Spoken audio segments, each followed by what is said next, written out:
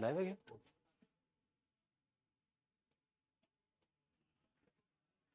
पहले comments play.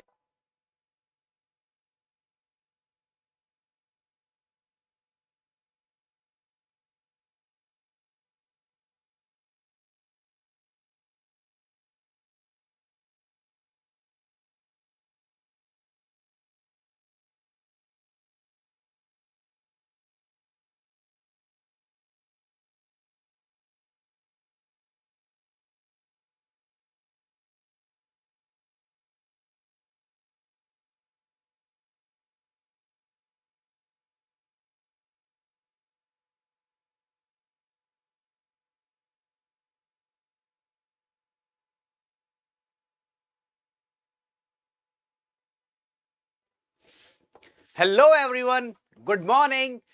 Welcome back at Exampur, and today we are going to start with the marathon session in which it will be starting from the science, then we will be having other GA part, and then we are going to have other subjects as well. That means the whole day is yours where you will be covering each and every subject and yes, mixed questions. So let's see how much you are well prepared for your examination. And here we are starting with the science section. So in the science section, what is special today? See, we started our class last week, isn't it? That means we have lots of topics to discuss. From there, we had a lot of questions. We are including that. Apart from that, we are also having all the previous year questions which were asked in CGL, which were asked in CHSL. There are several questions which were asked, and here we'll be covering all those questions. So there are a lot of questions. So while we waiting for you all in the answers, so let's start. The first question is, bryophytes are also called dash of the plant kingdom. What is this? What I'm asking about the bryophytes. Let's see who would be the first one to comment this. Bryophytes. What are they? When we discuss about plant kingdom, in plants we are aware of there are thallophytes, there are bryophytes, but there are some plants who can be there on the ground. Apart from the ground, they are actually dependent on water also. That means if I talk about the plant's reproduction part, they are dependent on the water as well. So if I talk about animal kingdom, we have some amphibians where we can take the example of a frog. Frog can live in water. It is also living on the land part. In the similar way, if I talk about the plants, so there are some plants which actually act like those amphibians, and they are actually your bryophytes. So the question was asked, bryophytes are also called dash of the plant kingdom. What would be the correct answer? Obviously, they are also known as amphibians of the plant kingdom. So, and hence we can say that here amphibians would be the correct answer. Moving forward with the next question. Next question is, which of the following is often used in food industry as a chemical agent in baked foods such as cakes, muffins and cookies? Now many of us like these cakes, muffins. So these are actually soft, spongy in nature. Here, if I talk about the chemical which we are actually using it, so which one would be the correct answer? So here are actually 4 options. Let us see who is going to give the correct answer over here. Here we are having the option that is calcium oxychloride. There is sodium sulfate. Then there is sodium bicarbonate. Then sodium carbonate. So there are several options over here, and it's me who has given the answer, that is C. That is sodium bicarbonate. And yes, you are absolutely correct. Now I have a trick for you. In chemistry, especially if I talk about SSC examinations, there are 2 questions which are very commonly asked. One, your baking soda, and another one is your washing soda. So here actually we get confused. So which one is it? So here we have baking soda and washing soda. Now it looks almost same. What if I talk about sodium carbonate? One of it is having sodium carbonate and one of it is actually your sodium bicarbonate. Now which one is bicarbonate, which one is carbonate? What we can have here, I have an example, or I'll take an example in which, let's talk about it's me or other candidates. Whenever you will get selected, obviously you will be giving party, correct? Now, after the party you will say what? Okay, bye bye, I am going. What I'm saying, after the party. Now, what kind of party would be it? It would be the party in which we are actually giving party with the food items. That means after eating, we'll be saying bye bye, we'll meet in the next time. So what I'm saying, after eating, bye. So here, for eating, what we use? For eating, we are using baking soda. For creating the cakes, muffins, cookies, what we are doing? We are actually using our baking soda, and after the party, we'll say what? Bye. Use this concept, sodium bicarbonate. But it is never going to happen that after the selection we'll do what? Let's have the party while washing the clothes. Are you going to have the party while washing the clothes? No, totally not. So you're not going to say bye over there. That's why you can say that washing soda is actually sodium carbonate and baking soda bicarbonate. So Ilma, Priya has joined us. Good morning. Yeah, Ilma, it was actually before time. Sometimes even train starts before time, isn't it? It reaches before time. So it was the same thing. So welcome everyone. Good morning. So we were discussing about this soda. So baking soda is actually a sodium bicarbonate, and hence option number C would be correct. And everyone is requested to kindly like this session and share it as much as possible. Let's move forward. Next question is, which of the following is an element with atomic number 30 as per the modern periodic table? Which one would be the correct answer? Priya, it's me, Ilma, others, and everyone, whoever is watching this lecture, kindly like this session and share it, because it is going to be very, very useful. And let me tell you, all the questions were previously asked in one way or the another, whether it is CHSL, CGL, in different examinations. So it is very important. Okay, Ilma, great. So waiting for the answer. Which of the following is an element with atomic number 30?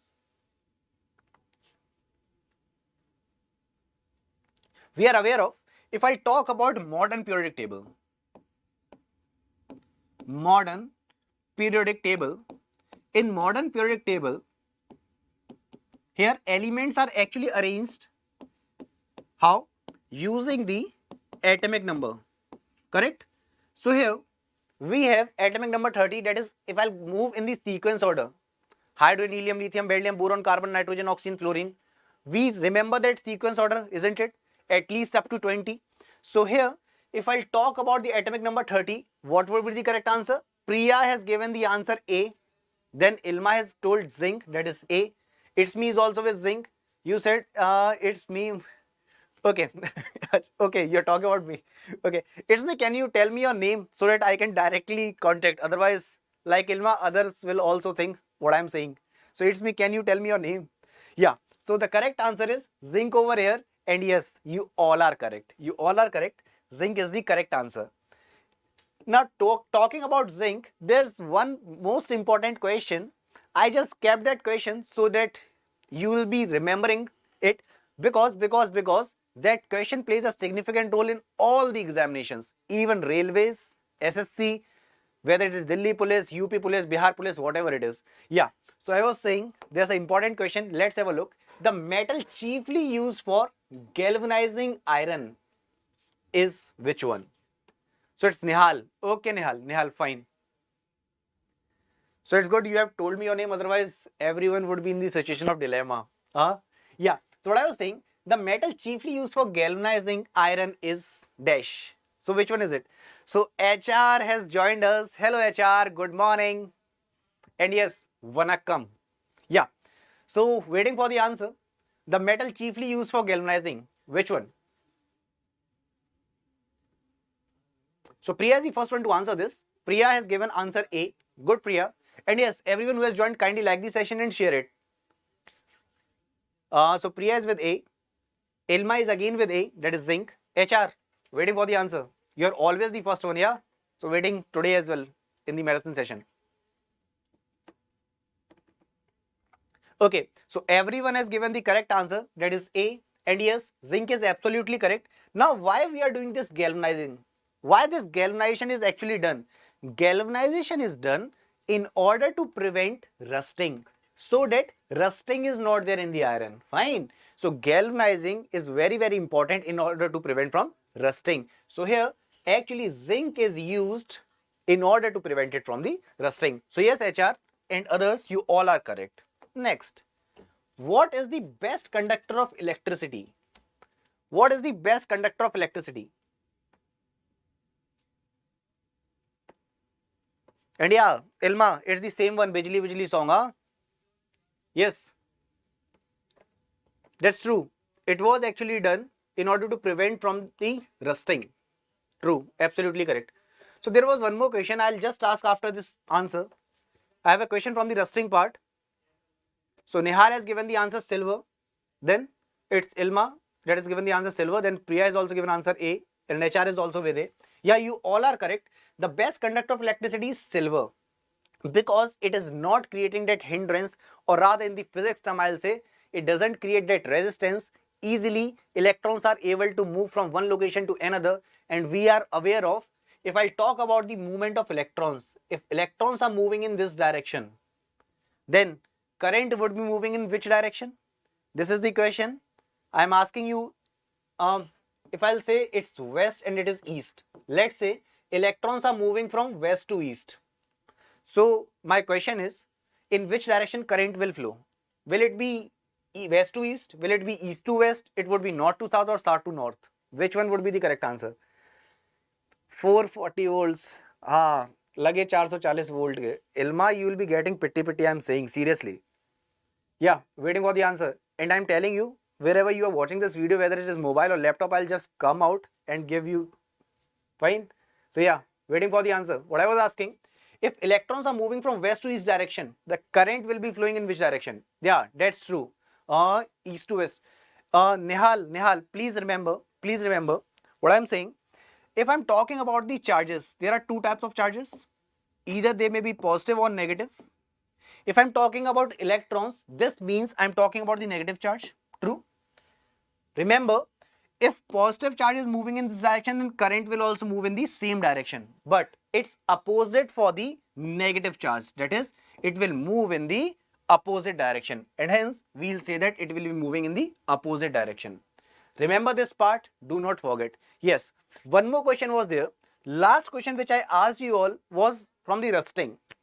Now my question is, if there is a iron product, whatever it is, it may be handle, it may be whatever, if it gets rusted, after the rust, what will happen to its weight? Will its weight increase? Will its weight decrease? Or will it be same? Or we can't say anything. Anything can happen.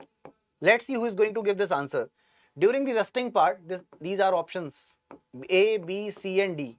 Now this one is again an important question which is asked in the examination. During the rusting, weight is going to increase, decrease, it will be same or it will be 0.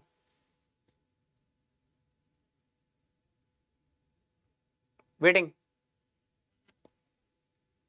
Nihal is the one who has given the answer, so it will increase. Then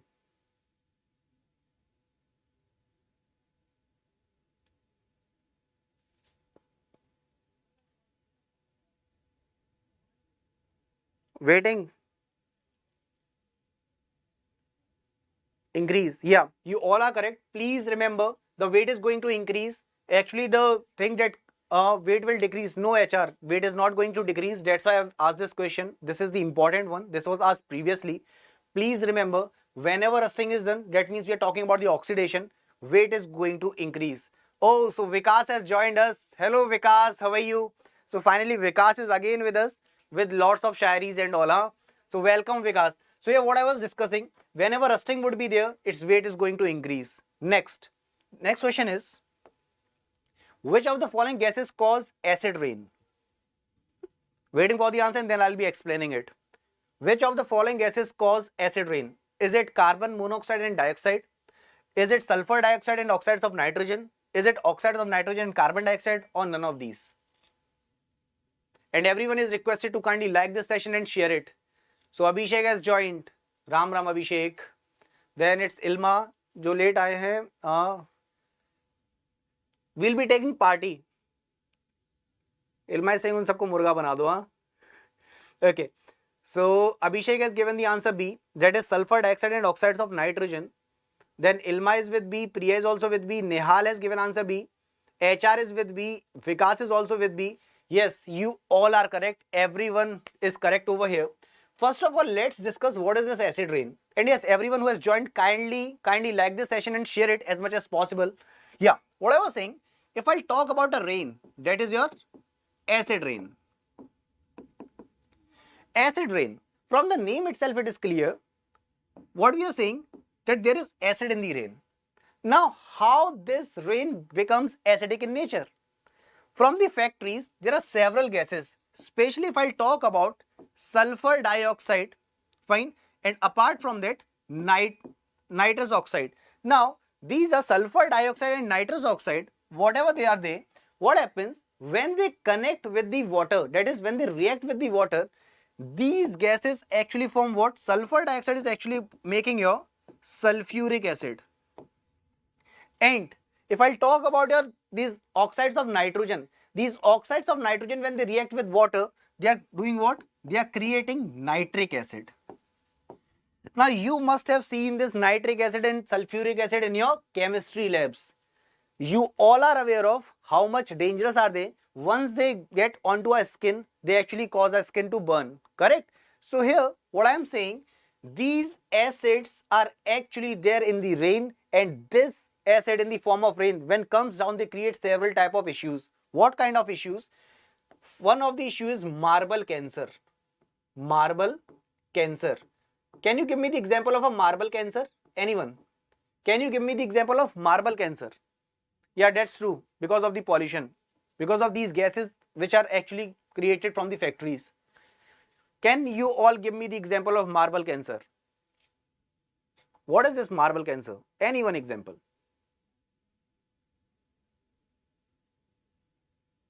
Taj Mahal, true, very true. If I'll talk about Taj Mahal, it is made up of marble, correct? If I'll go to the history part, that marble was brought from the Makrana, which is in Rajasthan. Apart from that marble, there were several different precious stones which were taken from Iran and Iraq part. Several countries were involved in that. But here, let's come back to the chemistry. What I was saying, when this rain actually get into this marble of the Taj Mahal, it creates what? Here marble cancer is there, that is there is the depletion in the marbles. So here they do what? They actually keep on cleaning that part, that's why it is actually getting faded. What we say, that color is actually not white, exactly white. This time whenever you will visit that part, it is actually yellowish in nature. No matter whether they are cleaning that or not, but still there is some sort of depletion. You can have a look over there. Yeah, sununa sange marmara. Yeah, so what I was saying, here the correct answer is sulfur dioxide and oxides of nitrogen, because it is actually creating what? Sulfuric acid, and it is going to create HNO3. Yeah. Next, vegetables spoil because they contain rich amount of what? Vegetables spoil, isn't it?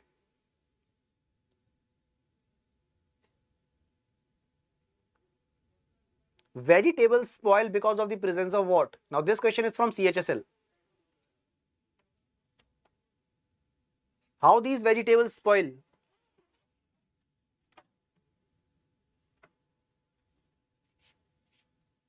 Your Nani lives at Taj Mahal. Okay, so Taj Mahal is yours, Ilma. So we all be visiting there without any ticket. I'll be taking my whole team over there. Waiting for the answer. Give the answer first. What I'm saying, I'm asking, vegetables spoil because of what? So Abhishek is the first one to give the answer, that is A, carbohydrate. Sorry, HR is saying, sir, it would be B. Ilma is saying, sir, it would be vitamin. So we are already having A, B, C as the answer. So I should say D. Nihal is with A, Priya is again with A. So maximum of you are with A, carbohydrate. But please remember, here water would be the correct answer. Next, lemon is sour due to what? Lemon is sour because of what? Sure, okay. Lemon is sour because of what? See, if I talk about these tastes, if I talk about tongue, and if I draw tongue structure, there are several areas from where we taste different things. Now what are they? I'll be explaining this. First of all, I want the answer. So Abhishek has told her answer would be citric acid. Then Ilma is saying, Ilma is asking water. Because maximum content, whatever there is there in the food is water. Fine. HR is saying her answer would be D, citric acid. Ilma is with D, Priya is with D, Udbhav has joined us. He has said the answer would be D. Nihal is with D. You all are correct. The correct answer is citric acid. But let's have a discussion on these all options. Then we'll be moving forward. Acetic acid. Where have you seen this acetic acid? Whenever your mother, at your home, you must have seen pickle, correct? And in the summer time, your mother must have cut those mangoes and used all those different spices and created pickle. At that time, she was using one acid. Remember, what was that? Used to call that sirka. That is actually your acetic acid. So please remember, vinegar is going to be its example. What about this tartaric acid? Where have you seen this tartaric acid? Ilma Shikanji, yeah, true. Then what I'm saying, I'm asking about this tartaric acid. Where have you seen? Have you seen tamarind? Tamarind. Apart from this tamarind, you can take the example of grapes. There we'll be getting this tartaric acid. If I talk about citric acid, it is not only for the lemon. It is from orange also we can get it. In the similar way, if I talk about oxalic acid, you will be getting that from spinach, or you can talk about tomato over there. Ilma is saying vinegar in the chow mein. Yeah, that's true. Then imli, yeah, imli and tamarind is one and the same thing. Yes. So what I was saying, if I talk about my tongue, now this is from bio part. If I talk about my tongue, this part actually deals with the sweet taste. That is, whatever I eat, if that thing is sweet in taste, the buds which are present on this location, they actually tell me that this particular thing is sweet in nature. This part, let's see who will give this answer. The ending of your tongue, it tells about which taste? The ending of tongue. This is actually telling that this particular thing is sweet in nature, whether it is rasgulla, whatever it is. But what if we are eating bitter gourd or anything which is bitter in nature? Which particular part will be it? Yeah, so it is going to be your ending of the tongue. This is going to tell you that this particular thing is bitter in taste. Now talking about this sour taste. Yeah, true. Nihal is saying sour. Nihal, this particular part will tell you that this thing is sour in taste. Yeah, that's true. In Hindi we call it khatta. HR, you were true. Correct. So yes, this was the structure of tongue. Very important. Side is sour. True. Correct. So this was, the answer would be D over here. Next, corn is a rich source of what? Corn. And everyone who has joined, kindly like this and share this session. I'm asking about corn. In the present scenario, in whichever part of country you are, whether it is Tamil Nadu, whether you are in the northern India, everyone is seeing rainfall, correct? And during the rainy season, we actually want this. Yeah, so HR has given answer, sir, A. That is starch, okay. Then Nihal is also with starch. Ilma is with starch. Since everyone is with starch, so I'll also go with starch. Yeah, starch is the correct answer. That is option number A is the correct one. Now, moving forward with the next question. Milk converts into coagulated milk or curd with the help of which enzyme? Milk converts into the coagulated milk or curd. Milk's conversion into curd, it is done by what? Is it rennin, pepsin, resin or citrate? What is it? Milk is converted into coagulated milk or curd with the help of which enzyme?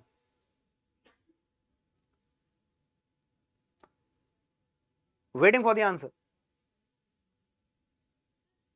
HR is saying, sir, it would be rennin. Okay. Others? Apart from HR? Ilma is also with rennin. Okay. Cool. Then? Okay. So that means maximum of you are going with rennin. And that's correct. Priya, absolutely correct. Then Ilma is saying HCl is there in the adult. Correct. If I talk about this renin enzyme is actually present in our stomach. Where it is present? It is present in our stomach. Now what it is doing? It is converting milk into the curd. Now I'll give you example over here. Any one of you is having small baby in your home or anyone in your neighborhood, small baby of approx 1 year, 6 months, 7 months, 8 months or a year. If you will play with that baby and just after the moment he was fed or she was fed, if you'll play with her or with him and once you press the stomach by mistake, the milk which she or he had will just come out and it will be in the form of curd. It will not be the milk. Why? Because renin has actually converted that milk into the curd. So yes, Naina has joined us and Naina is saying, hey mere ghar. Okay, so Naina, this is the example which I was considering. So please remember, whenever the baby is fed, do not directly start taking in our hands and start just what we say. I'll just give an example. When I get the baby, I just like to jump it. So do not take that particular baby and start just jumping it or pressing the stomach. Otherwise, your milk will be converted into the curd. Fine. So yeah, this renin is present in the stomach. If I talk about the adults, there is HCl. Now this HCl which is present in our stomach is highly acidic in nature. This HCl is present in the adults, which is there in our stomach. Now there's a question, which particular cell creates it? Who is going to give this answer? Which particular cell will create this? It's not machine, it's about renin only, that particular enzyme. What I was saying, I was asking about the cell which is creating this HCl. This question is asked in the examination. Please remember, this particular cell is oxantic cell. Oxantic cell is the one which is creating this HCl. In the similar way, if I talk about the liver, there you can take the example of hepatic cells. Those hepatic cells which are present in the liver are helping in the creation of bile juice. So these are the important questions, please remember. So yes, renin was the correct answer. If I talk about pepsin, then this pepsin is also present in the stomach and it is helping in the digestion of protein. So there's a trick, that is you can use PP. P for pepsin and P for protein. So protein's digestion is done by pepsin. Next, plant cell wall is made up of what? Plant's cell wall is made up of what? Waiting. Plant's cell wall is made up of what? If I talk about the cell, we know that cell structure looks quite like this. This is actually your animal cell, and on the outermost layer of this animal cell, we have one more layer, and this outermost layer of the plant is known as cell wall. This outermost layer of the plant cell is known as cell wall. So HR is given the answer A, so that is cellulose. Then Naina is also with A, cellulose. Priya is also given the answer A. Nihal is with A. Everyone is with A, and yes, cellulose is the correct answer. What if I ask you about this inner membrane? That is your cell membrane, which is actually outermost membrane for us all. This cell membrane is made up of what? Who can give this answer? Cell membrane is made up of what? Now see, from this single question, we are creating all those questions which were asked in the examinations or which can be asked. So this was asked in many of the examinations. Waiting for the answer. If I'm talking about the cell membrane, it is made up of what? You all were correct that cell wall is made up of cellulose, no doubt. But cell membrane is made up of what? Then we will be having some examples, real world examples. No one? I'll give you a hint. You can use all these options.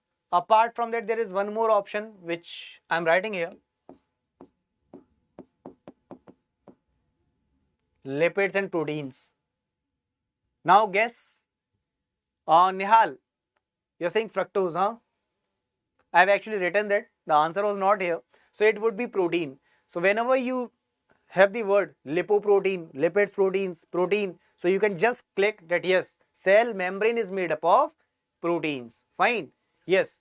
So All these things were important. Now there's one more question which is asked in the examination. If I'll talk about this cell membrane, so it is actually semi-permeable in nature. The cell membrane is semi-permeable in nature. Why it is semi-permeable? Why it is semi-permeable? There is a reason behind it. If I'll make cell over here, this is the outermost layer, isn't it? It's just like that. If I'll talk about our home, in our home also we are having a main gate. True? From that main gate, we only want the entry of those important people whom we like.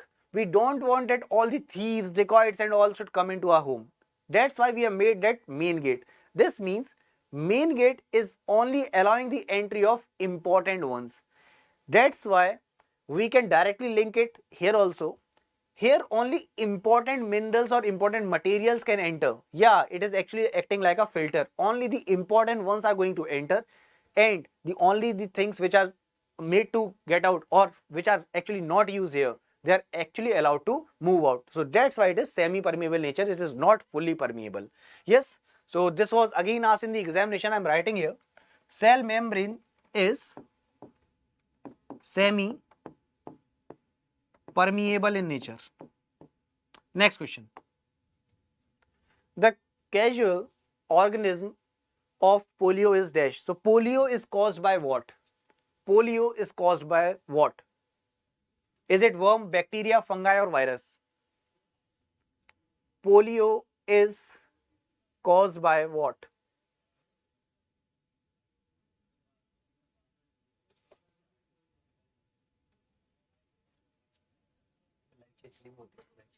And everyone is requested to kindly like this session and share it as much as possible, as we are waiting for other candidates also, so that we'll be enjoying while studying this. So everyone is requested to kindly like this and share it. You can use your Facebook status, WhatsApp status, whatever you are using. And I know you all are there on the social medias, correct? So kindly make the proper use of it. Yes, so HR is the one who has given answer C, that is fungi.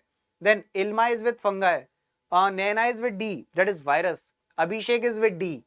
Okay, so Abhishek was the first one to answer D. Then Nihal was with virus. Others have actually taken their answer back. HR is still with fungi, huh? Please remember, Nihal is saying maybe bacteria. No, it is actually your virus, polio virus. Fine. So here option number D would be the correct answer. Please remember, this was asked previously, so it is important. Next. The xylem in plants are responsible for what? Xylem in the plants. Now what are they?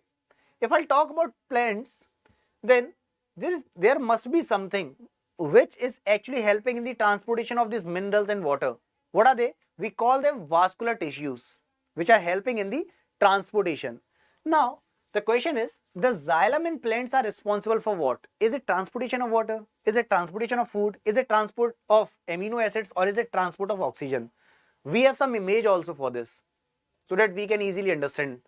But before that, I want the answer. And yes, Nihal is the first one to answer this, sir. It is actually helping in the transportation of water. Okay, so HR is saying water. Ilma is saying water along with the emoji. Okay, so Ilma, your answers are always on the next level, huh?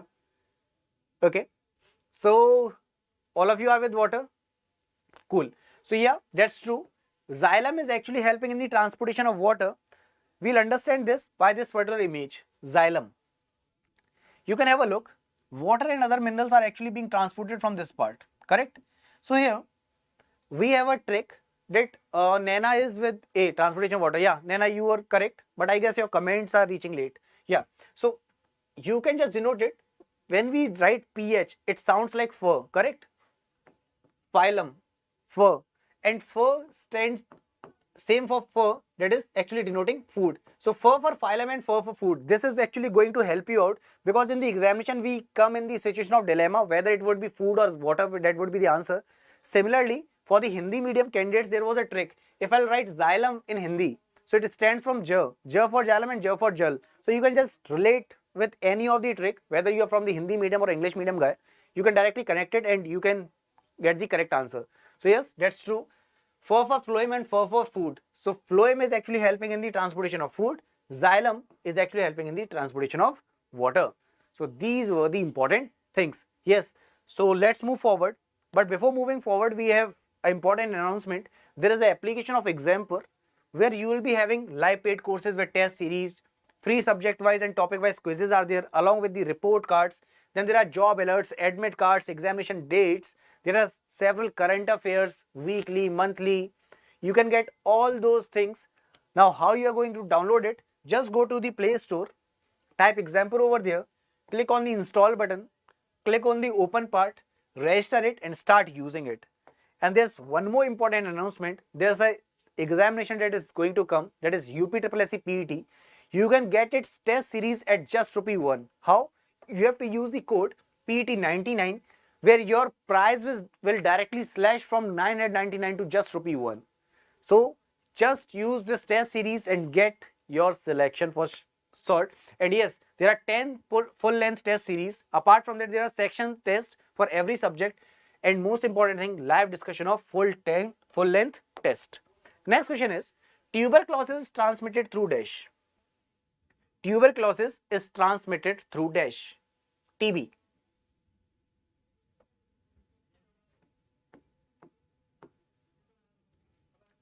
Tuberculosis is transmitted through dash. What? Is it droplet transmission? Is it blood transfusion? Is it contaminated water? Or is it sexual contact? What would be the correct answer? So Nihal has said that answer would be C, that is contaminated water. Gauri is with B, that is blood transfusion. Okay. Nihal has actually taken his answer back. Then Ilma is with droplet, that is droplet transmission. Okay. HR is saying that it would be blood transfusion. Okay. So I'll give an example over here. I guess everyone would have watched a movie that was Ghatak. How many have you seen that? In which Sunny Deol was there. Have you seen that? In that particular movie, Amrish Puri was also there. And he was actually coughing all time. And they went to the hospital. Remember? Just imagine the scenario. Whoever is giving answer option number B over here. If I talk about TB, we know that people who are having TB, they actually keep on coughing. And here, without any transmission of the blood also, whenever they cough, there may be some droplets that may come out and they may enter into another's body. Once they enter into another's body, that particular person may also suffer from TB, that is tuberculosis. That's why we can say that even from the droplet transmission, this tuberculosis can be transmitted, and hence we'll say that option number A is correct. So Priya was with A, Naina, Ilma, HR, Gauri, Nihal. Is this clear? Please remember, this tuberculosis can also be transmitted even through the droplet transmission. So droplet is going to be the correct answer. Cool. So yes, option number A was correct. Next. Which liquid is contaminated, which liquid is contained inside the nucleus of a cell? Here we had a trick, and again we are going to discuss the same trick, but before that let's have the answer. Which liquid is contained inside the nucleus of a cell? Who would be the first one to answer this? Okay, yes, so I was asking which liquid is present inside the nucleus of a cell? If I'll relate this term, nucleus, and try to relate one of the options, so I'll be getting two options here. Abhijit has joined. Abhijit is saying, sir, C, nucleoplasm. Great, Abhijit. Then Ilma is saying, yes, sir. Acha, we don't go with the majority. Yes, we must always go with ourselves. So here Ilma is with A, cytoplasm, sorry. Nihal is with A, Gauri is with A, Priya is with A, but HR is with C, nucleoplasm. Abhijit was with nucleoplasm in the starting itself. Ilma is with C, Priya has changed her answer and she is with C. Okay. Yes, you all are correct. Nucleoplasm is the correct answer. Naina, you are also correct. What I was saying, if I talk about this nucleus, just try to relate the word nuclear. This means we can have two things over here. One more thing was there. We studied this, correct? Cytology, or rather I'll take the example from biology. Biology. What does this biology mean? Here, logy actually means we are talking about the study. True? Now the study of what? The study of life. If I talk about the study of life, that is known as biology, because bio means life, logy means study. In the similar manner, if I talk about cytology, just break it. Logy means what? Logy is study. Cyto, cell. So cell study is cytology.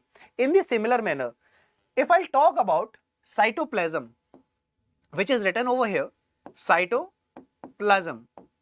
This plasm is actually related from plasma, the liquid part. The liquid part which is present in the cell is known as cytoplasm. We have seen cyto, cell, plasm, that plasma. We studied blood yesterday, right? So plasma is that liquid part which is present in the cell, cytoplasm. Now talking about the nucleoplasm, that liquid which is present in the nucleus, nucleoplasm. So you can directly say, sir, C would be the correct answer. Correct?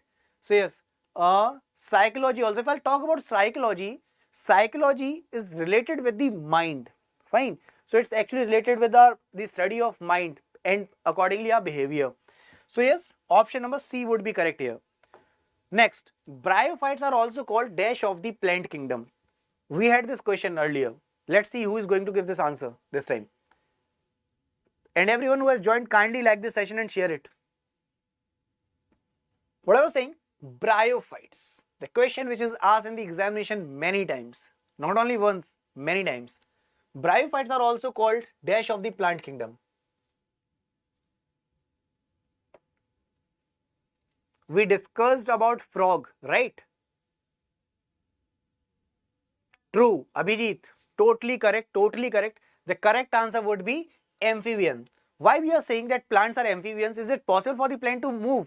That it is present in the water also and it is present on the land also? No, that's not true for the plants.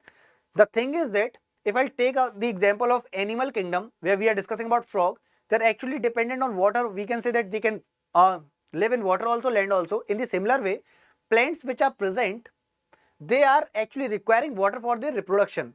Fine. So that's why we can say that plant is dependent on both. That's why they are known as amphibians. And they are who? They are actually bryophytes. So bryophytes are also called amphibians of the plant kingdoms. Next. So here you can take its example. This is the image of one of the bryophyte. Next. Endoplasmic reticulum are rough because of the presence of dash on their surface. Yes. The emoji is totally correct. You are also psychologist, sir, with my logics. Yeah, true. That's true. So yes, waiting for the answer over here. Endoplasmic reticulum are rough because of the presence of dash on their surface. Why they are rough in nature? I'll give you a hint. Because there's a protein factory. What? Protein factory. Which one? So Nihal Kumar has given answer A. Nihal, are you the same one? It's me, I guess. Or there are two Nihals over here. Nihal, you have taken your answer back. Waiting. Ilmai Singh said it would be Golgi bodies. Okay. Others. HR is with A. Again Golgi bodies. Nihal is with D. Ribosomes. Then Ilma is with Golgi bodies. Priya is with Golgi bodies. Maximum of you are going with Golgi bodies. Okay, Nihal. Cool. And Abhijit is with ribosomes. So two of you are correct and others, please remember, if I'm talking about this endoplasmic reticulum, it is helping in the production of what? It is helping in the production of proteins. But protein synthesis is done by whom? If I talk about the synthesis of protein, this protein synthesis is done by ribosomes. And remember, when we are talking about endoplasmic reticulum, its rough surface is actually having ribosomes. And these ribosomes are also known as protein factory because they are doing what? They are doing protein synthesis. So yes, you are totally correct that endoplasmic reticulum are rough because of this ribosome. So you can directly relate. I told this trick earlier also. R for ribosome and R for rough. So rough part is having ribosomes. Ribosome is helping in the protein synthesis. Simple. Moving forward. Okay, we must discuss about other options as well. If I'll talk about this Golgi bodies, which you were saying, do you know what this Golgi body is doing? Golgi body is actually helping in the intracellular transport. What it is doing? It is actually helping in the intracellular transport, that is, whatever transportation is done within the cell, it is done with the help of Golgi bodies. Then, what are these plastids? These plastids can be found in the plant cell, where we have chloroplast, we have chloroplast, then we have chromoplast, and similarly we have leucoplast. So these three things are there. If someone asks you who is giving you the green color, who is giving plant green color, to remember that would be your chloroplast. I am writing also chloroplast is giving what? Your green color. Fine. In the similar way, if someone asks you about different colors, you can directly say it would be, sir, chromoplast. You can relate this chromo from the Google Chrome. So I am coming back with my point. We have discussed about Golgi bodies, we have discussed about plastids. Now comes your lysosomes. Can anyone tell me lysosomes are what? What are lysosomes? I don't want its definition, I just want that in the single answer. Can you tell me? Lysosomes are also known as dash. So what will be there in the fill in the blanks? Now this is important. If I talk about lysosomes, what are they? Chloroplasts are related to chlorophyll. True. That's right, Abhijit. Yeah. So I was asking something about lysosomes. What are they? They are... Yes, that's why Abhijit has given the answer, Ilma. Yes, it is also known as suicidal packets. It is also known as suicidal packets. Why? These suicidal packets, they are actually known as suicidal packets because if your cell is not working in the proper way, they will just secrete the chemicals and your cell is going to destroy. Yes, that's why it is known as suicidal packets. Apart from that, whichever part of the cell is not working, it will just catch that, yes, you're not working, and it will just secrete the chemical over there. So you all are correct. It is known as suicidal bag or suicidal packets. Next, who among the following is known as father of bio? Father of biology. Who can give this answer? Who among the following is known as father of biology? Then I'll be having one more question in the same particular, with the same options. Who is known as father of bio?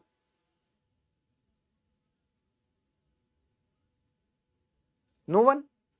Is it Darwin, is it Aristotle, is it Haeckel, or is it Edward Jenner? Anjali is with option A, that is a Darwin. Okay. Then Abhijit is with B, Aristotle. Nihal is with A. Priya is with B. Ilma is with Aristotle. Okay, so maximum of you are with Aristotle. And HR is in doubt. Is it B? HR, most of the times you are correct. That's true. Aristotle would be the correct answer. Now, whoever was saying A, let me tell you for you all, if I talk about Darwin, we know, what is it? Charles Darwin. If I talk about Charles Darwin, he gave what? He gave theory of evolution. Theory of evolution. What was it? If I talk about the theory of evolution, once we all were apes, correct? We used to move with all our four limbs. We used to use our hand also, we used to use our leg also, and there was one tail as well. So we all used to be ape one time. Slowly and slowly we evolved, and we are like this right now. But some of us are still like those monkeys, correct? In our school time or in our college time. So moving from this point, what I am saying, theory of evolution was actually given by Charles Darwin. His full name is Charles Darwin. And yes, father of bio is Aristotle. So I guess both the options are correct now. Sorry, are understood now? Yes, so option number B is correct over here. That is your Aristotle. Next, which of the following group of organisms reproduce faster? So there are four options. Let's see who will give the correct answer. Ilma was saying the mitochondria is known as powerhouse, and yes, that was correct. And that was known as powerhouse. Why? Because it was generating ATP, adenosine triphosphate. Correct? Yes. So waiting for the answer. And who all have joined right now, just kindly like this session and share it. And share it on your WhatsApp status as well, so others can also join. And this is going to be very, very useful session, because all the questions are from previous questions. Fine. So all the questions were previously asked. Yes. So Nihal is with option B, that is fungi. Priya is with C, so it would be bacteria. Then HR is with A. So we have A, B, C option now. Only the option that is left is option D. Is there anyone who is going to say option D? Anjali is with algae. That is option A. Okay. So here if I Abhijit is with bacteria. Priya is also with bacteria. And Abhijit, I have seen that from the starting itself, your all the questions are correct, and that's great that you're giving all the correct answers. And here also, your answer was absolutely correct. That is your option number C. So bacteria is the one that is actually going to reproduce faster. Moving forward with the next question. What is the evaporation of water through the leaves of plants called? Now, most of you would have given the exam of railways. If someone of you has given the examination of Group D last to last week, then there was a question which was asked that if I talk about this particular options, so one of those options were there in that particular exam as well. So let's see who is going to give this answer. Nihal is with A, transpiration. Anjali is with A. Abhijit is again with A. Priya is with A. HR is with A. You all are with A. And Abhijit, very good. I have seen that each and every answer is correct till now. Totally correct. It is through stomata. So here Udbhav has also joined and he has given answer A. You all are correct. This particular process is known as transpiration. So the evaporation of water through the leaves of plants is called transpiration. But now my question is changing. In the same manner, I am asking you, if there is a leaf. If there is a leaf and here are some droplets. And if there are some droplets over here. Can you tell me this process is what? This process is what? Yeah, waiting for the answer. I am saying that if there is the evaporation of water through the leaves of plants, that is transpiration, no doubt. And yes, I was saying there was a question which was asked in Group D. That was the same question which was asked. So it's good that you all have given the answer. Ilma is with A. I am not asking about these options now. This is totally different question. And this one is important. Please remember, this process is actually known as guttation. This process is actually known as guttation. And when you were in your 9th or 10th standard, especially for the ICSE candidates, this was the one where we were comparing it with the bleeding of humans. So here, this is actually not bleeding, but guttation is actually the droplets which are, no, Abhijit, condensation would be different thing. Let me complete my sentence, then I'll be coming on the condensation part. Guttation is the part in which what happens, there are droplets which are created on the leaves. Fine. Now, comments are coming late. Yeah, I guess comments are late over here. No issues, but I can just get your answer. That's important. Yes, I was talking about condensation. So what would be happening in the condensation part? Here there are several different theories in which we can start from the evaporation first. Fine. See, if I talk about evaporation, what happens there? Your water is actually converted into the vapor form. Fine. Now there are several things in which we can talk about sublimation, condensation part, where you're directly from the solid state. If I'll say directly from the solid state, something is directly coming into the gaseous state, where you can talk about the camphor. Fine.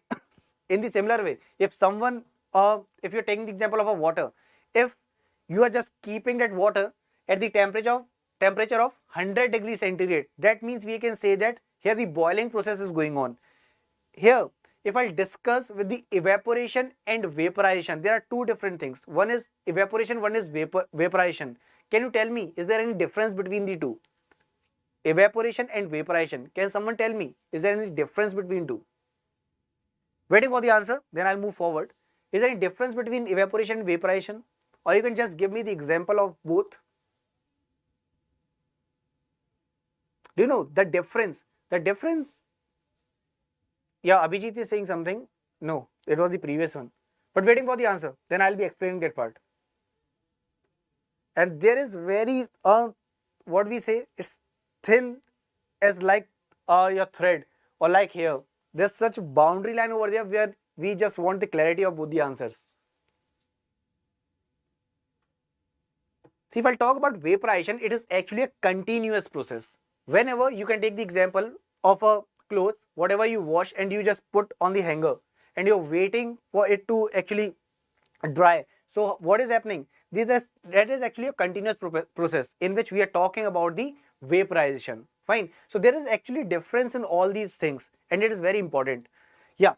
So moving forward now, if I'll talk about the next question, it is sour milk contains dash. So we have already discussed this answer. Let's see who is going to give this answer in the first go. Sour milk contains what? Sour milk contains dash. We have discussed about all the options. I'll write it once again. Acetic acid, it was containing acetic acid was actually here. We can take the example of vinegar. That is sirka. Here, if I talk about tartaric acid, here we can talk about the tamarind or even grape. Then citric acid, where we were talking about lemon. Lactic acid, where you can take the example of your sour milk. So yes, we already have the answers over here. So Abhijit is saying sir lactic acid, and that was true. HR is with D, Nihal is with D, then Anjali is with D, Ilma is with D. Yes, you all were correct over here. And let me tell you one more thing. When we talk about milk, then when milk is converted actually into the curd, there's a bacteria that plays a significant role. Do you know the name of that particular bacteria? Can anyone tell me what is the name of that particular bacteria which is actually helping in the conversion of milk into the curd? Is there anyone? The name of bacteria which is actually helping in the conversion from milk to curd. You can relate this word, lact. That would be what? That is actually your lactobacillus bacteria. Lactobacillus. Yeah, correct. So Nikita has given the correct answer over here. And yes, Abhijit has also given, it is lactobacillus lactus. Yeah, correct. So yes, moving forward now. Which of the following gland does not release digestive enzyme? Which of the following gland does not release digestive enzyme? Nihal is with lacto. Ilma is with renin. Nihal, your answer was correct. That was lactobacillus. Ilma, renin is actually that enzyme which is converting milk into the curd in the body. But if I'm talking about the microbe, that would be lactobacillus. So there's a difference between two. Renin is actually present in our body, which is converting milk to the curd, no doubt. But if I talk about bacteria, that is lactobacillus bacteria, which you are using on the daily basis at your home. We convert milk into the curd, right? So what is happening? At that time, when we put 1 spoon or 1 teaspoon of curd, at that time, lactobacillus bacteria is actually playing a significant role there. Yes, so HR is with A, Nihal is with A. So maximum of you are going with A. Yes, that's true. Liver would be the correct answer. Liver is not secreting any kind of digestive enzyme. If I talk about salivary gland, so there are 3 pairs of salivary gland in our body. Here, there's an enzyme that is known as amylase, which is helping in the conversion of, in the digestion of starch or carbohydrate. So I'll write here that it is helping in the digestion of carbohydrate or starch. If I talk about intestinal gland, here you can talk about the intestines, where I am talking about small intestine, because in the large intestine, no such digestion is taking place, only water's absorption takes place. Talking about pancreas, pancreas is secreting pancreatic juice. Fine. So all these things are very important. Do not forget. So here, if I talk about liver, what is it? In the liver, from the liver, bile juice is secreted. From the liver, bile juice is secreted, and this bile juice is not your enzyme. It is actually creating what? It is actually whatever you are eating, it is converting that acidic medium into the basic medium, because this is actually basic in nature. So all these things are important. So here option number A was correct. Next, before moving forward, let me tell you there's an exam for application where you can get live paid courses, free subject wise, topic wise quizzes along with the report card. There are current affairs, many things are there. You have to just go to the Play Store, type Exampro over there, click on the install button, click on the open part, then register it and start using it. And there's one more announcement. if you want UPSSC PET test series, just at ₹1, use code PET99 and your price will directly come from 999 to ₹1. There's the next question for you all. Human body mostly get energy in the form of what? Now this is from Steno. Human body mostly gets energy in the form of dash. Now you all have energy, true. From where that energy is coming? What have you done? In the morning you must have taken your breakfast. In the evening, yesterday, you must have done your dinner. True. So, whatever you have taken, from there were several nutrients. Which one? There may be carbohydrate, there may be protein, there may be several, we can talk about several vitamins. There are many things. So, from those particular options, which one is giving you the most energy? So, here Nihal is the first one to say, sir, it would be D, carbohydrate. Then HR has taken answer back. Nihal is with D. Ilma is with carbohydrate, that's true. Instant. Abhijit is with carbohydrates. HR is with D. Abhijit is with D. Awesome. You all are correct. You all are correct. The correct answer is carbohydrate. So carbohydrate is the one which gives you instant energy. Which gives you instant energy. Can you give me the example of instant energy? Can you give me the example of instant energy? How you can get that instant energy? During the summer season, what we do, we have glucose. We have glucon-D, correct? So that glucose is what? It is actually a carbohydrate, which is actually giving you instant energy. Fine. So you can take the example of glucon-D and all. They all are actually your carbohydrates. Yes. Now there's one more question. There are 4 options. One is carbohydrate. Another one is protein. Third one is fat. And fourth one is vitamin. Now I have a question. Which among us the following is not giving us energy? Which among us the following is not giving us energy? These are the 4 options. Let's see who gives us. HR is saying Rasna. Yes, you can take the example of Rasna over there. Apart from Rasna, there is, I guess, there's one more thing that is coming which I have not used. I guess that is Tang. But Glucon-D is the common one which everyone use. Ilma is on the next level. Always has the example of that Red Bull. Okay. So Nihal is with option number 4, vitamin. For Indian, it's from chai, and that's 100% true. Chai will give you instant energy. Whenever you feel down, just have a chai. Yes. So what I was asking about the energy. Which among us the following doesn't give you energy? So here, Nihal is the first one to give answer 4. That is vitamin. Others, are you also with Nihal or you have another answer? This was the important question which was asked in CGL. Vitamin. Ilma is also with vitamin. And yes, that's true. Vitamin is not giving you energy, but it is helping in the repairing of the cells. It is helping in the repairment of the cells. It is actually helping your body to work in the proper manner. Even it's especially for the girls, beauty vitamin which is present over here, that's preventing you all from the wrinkles and all. And Ilma, yes, the Olay effect. Nihal, Abhijit, for you people, you can take the example of Fair and Handsome. Whatever cream you are using, they all are having vitamin E.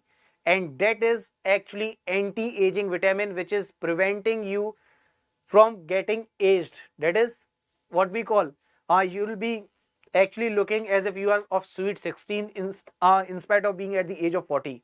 So you can have all those products which are including vitamin E if you don't want to show your real age. Fine. So yes, vitamin E is beauty vitamin. HR has also given the answer. Yeah, that's E. Then if I talk about the sunshine vitamin, so here you can take the example of vitamin D. Fine. So all the vitamins are actually of very, very important nature. So Abhijit, yeah, each and everything plays a significant role if we want our body. Okay, so this one would be for males. How many of you go to the gym? If you are going to the gym, there must be some sort of supplements which would be given to you, correct? So they must be saying you can have these supplements and you will be getting your body. So if I don't want those supplements, from where I can get those particular products which are actually equivalent to those supplements? Can you give the example of those supplements? But I'm not talking about those powders. I'm talking about natural supplements. So I guess no one is going to gym here, huh? For the natural products, obviously some of you will say, sir, it would be egg. And that too after removing the yolk part, that is the white part, that is albumin. So yeah, Ilma is saying that it would be protein. True. So you can get the protein from several cereals. Yeah, you can have dal over there. Apart from that, no doubt, egg is always in each and every example. You can put egg or dairy products. Yeah, soya bean and meat. That's true. That's true, Ilma. Totally correct. Absolutely correct. Yes. So energy, vitamin is not going to give you energy, but it is helping you in many forms. We will be having other questions where we will be discussing about it. Next, the saliva helps in the digestion of what? This saliva is helping in the digestion of what? We discussed salivary glands which are present in our mouth. They were actually helping in the digestion of several things. What? We gave two examples over there. So let's have a look from these options which is going to be the correct answer. The saliva helps in the digestion of what? Saliva is helping in the digestion of what? Saliva. We are having 3 pairs of salivary glands in our mouth. Fine. So here Nikita has given answer B. So it would be starch. Then Nihal is with B. Cool. Abhijit is with starch. Good. Then yes. So yes, starch is the correct answer. And remember, if starch is not there in the option, you will be getting carbohydrate in the option. HR, awesome. You are also correct. What I am saying, if starch is not there, you will be getting carbohydrate as the option. And yes, saliva is helping in its digestion. Acha, one more thing. Let me tell you about saliva. Some of the people might be having skin issues. For the skin issues, if you go for the homeopathic treatment, in the homeopathy, the doctor will suggest you, whenever you wake up, you can use your saliva and put at that particular location on your skin, and your skin will actually get well. And you must be wondering, sir, what kind of example is this? I'll give you a real world example where you can talk the example of different puppies or dogs which are stray dogs, which we are not taking care of. If they have some sort of wounds on their body, what they do? They actually lick that part where they put saliva at that location, and saliva is the one which is having the antimicrobial property where it kills those microbes. And that's why we can say that whatever we eat, whatever we are eating, whether it is biryani, I guess HR you gave the answer that day, your favorite is biryani, whatever it is, biryani, dosa, chow mein, whatever you are eating, if there are some sort of microbes, viruses, bacteria or whatever it is, your saliva will actually destroy that microbe. Fine. So remember, this saliva is also having antimicrobial property. Fine. Yes, animal use it. So here, saliva is acidic in nature. Very true. So Nihal, saliva's pH value is around 6.8. It's approximately 6.8. No matter, it actually varies. So on an average, we can say that it is slightly acidic in nature, which kills microbes as well. So yes, these were the properties of saliva, and the most important thing is it is helping in the digestion of starch or carbohydrate, and hence we can say that digestion starts from mouth itself. Moving forward, Mycobacterium leprae is what? Mycobacterium leprae, it is what? Is it bacillus, coccus, spiral or spore? Now this one is quite difficult one, but since it is asked in the examination, it is very important to discuss here as well. Mycobacterium leprae, it is what? See, we have different shapes of bacteria. Fine. So it may be spiral, it may be. So Nihal is with answer A, that is bacillus. Apart from Nihal, others.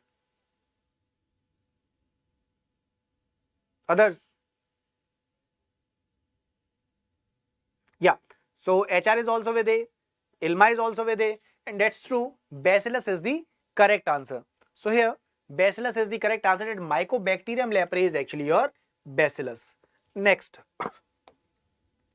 which organism is responsible for alcohol fermentation? For the alcohol's fermentation, which among us the following organism is used? So Nikita was with answer D over there. Nikita, that answer was Bacillus actually. So yes, which organism is responsible for alcohol's fermentation? Waiting for the answer.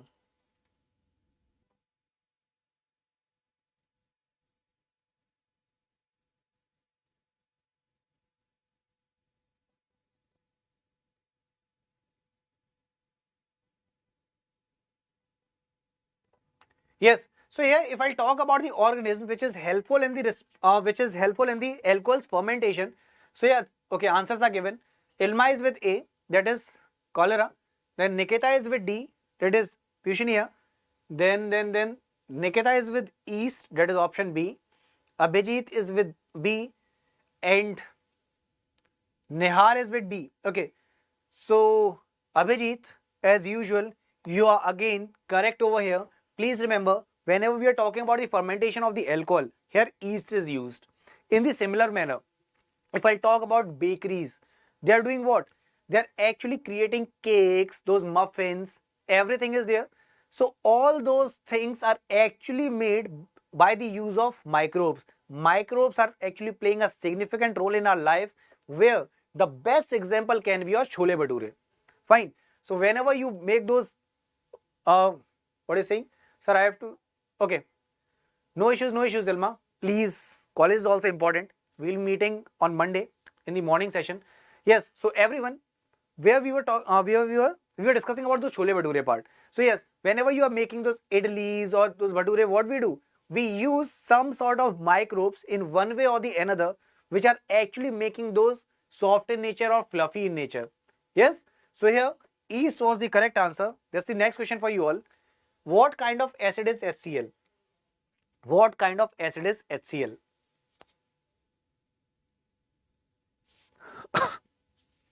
What kind of acid is HCl? Is it monobasic? Is it tribasic? Is it dibasic? Or is it monoacidic?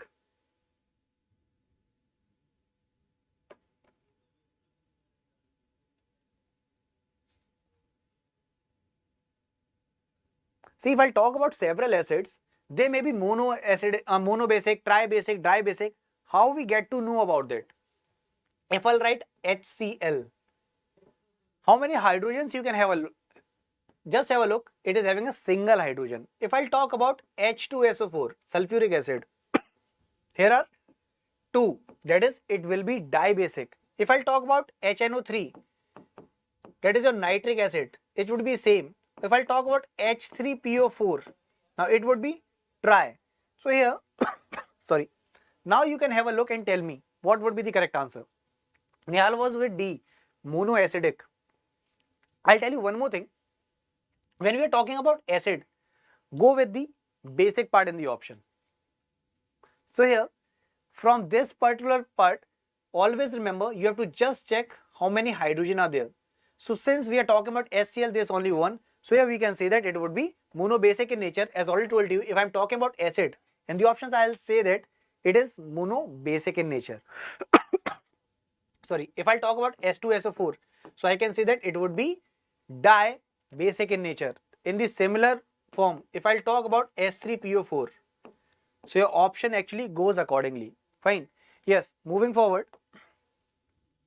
What is the study of life known as? What is the study of life known as? Study of life. We have discussed about this. Study of life. Logy means study. Bio is related with life. So it would be waiting. Answer in the super fast manner. True. That's true. So Momita is here with answer D. Abhijit is with biology. Nikita is with biology. Then HR, I'll do the same. So here bio means life, and yes, that's why the answer is going to be your biology. So option number D would be correct. Next. Dash acid is used in vinegar. We have discussed this. Which particular acid is present in the vinegar? Is it HCl, nitric acid, tartaric acid, or acetic acid? LTM kuch bhi. Hello. So what's your name? Can I get your name please? Because it would be quite difficult to read that. LTM kuch bhi. So hello, and yes, everyone who has joined, kindly like this session and share it because it is going to be very, very useful for the examinations. Momita is the one who has given answer acetic acid. Then Nikita has given answer C, and that's true. This is acetic acid. Acetic acid, where we can talk about vinegar. So acetic acid is actually used in vinegar, where we use it for making pickles. Yes, CS3COOH. True. So here, if I talk about HCl, HCl, here we have already discussed how we can denote it. Mono, basic, dibasic, tribasic, we have discussed that part. If I talk about HNO3, that is your nitric acid. Now since there is the combination of these two, I have a question for you all. Let's have a discussion of aqua regia. Aqua regia. One more question from the examination. If I talk about this aqua regia, it is the combination of both HCl and HNO3. Can you tell me the ratio in which HNO3 and HCl are present in this aqua regia? Who is going to give this answer? Again, an important one. Aqua regia is having the combination of HCl and HNO3. What is the ratio of HCl and HNO3 over there? Waiting. Do you want the options? So Nihal is with the option 1:3 first, where 1 is for HCl and 3 is for HNO3. So I'm writing the options.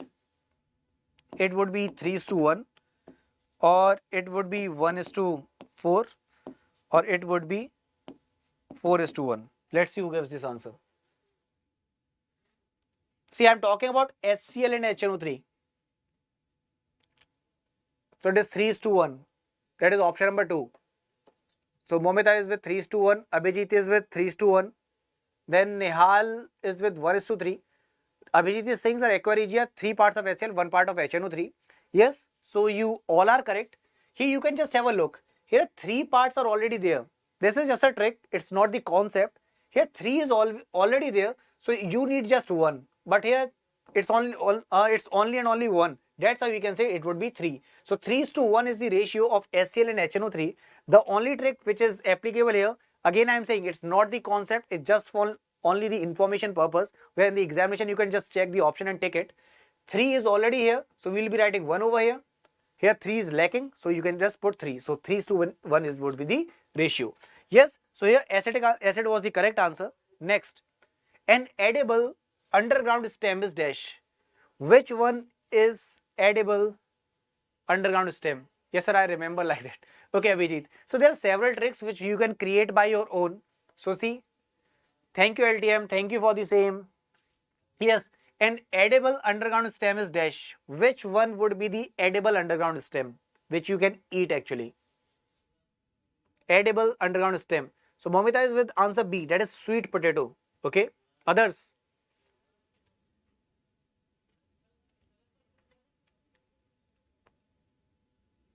With potato. Okay, so it's, see, there's a difference between sweet potato and potato.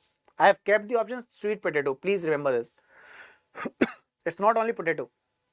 Sweet potato. So Abhijit is with answer sweet potato. Others. Nikita is with B. Okay. So all of you are going with B.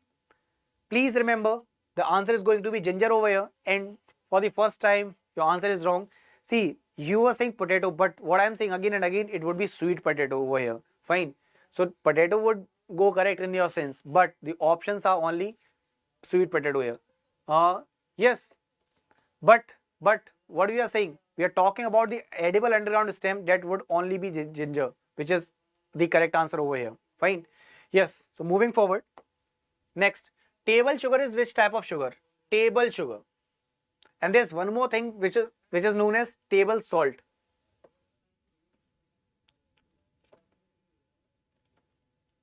Yeah.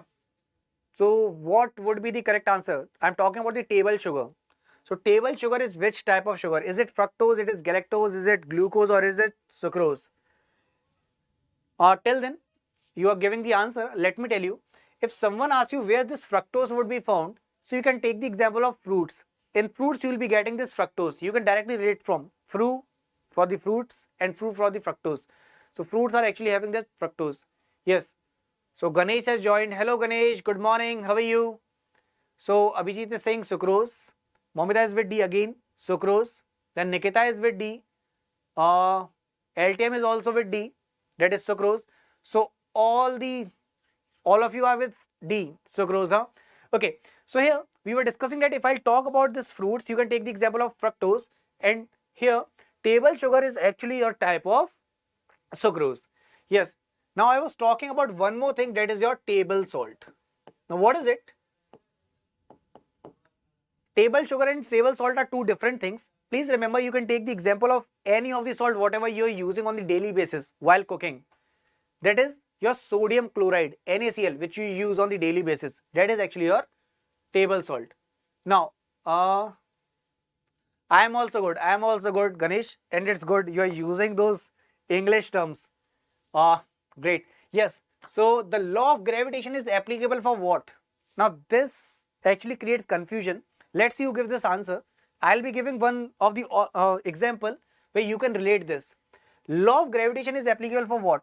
Is it only for charged bodies? Is it only for planets? Is it only for stars? Or is it for each and everything which is there in the universe? Okay, LTM. So you are Mahesh from ETA. Okay, cool, cool. So how are you?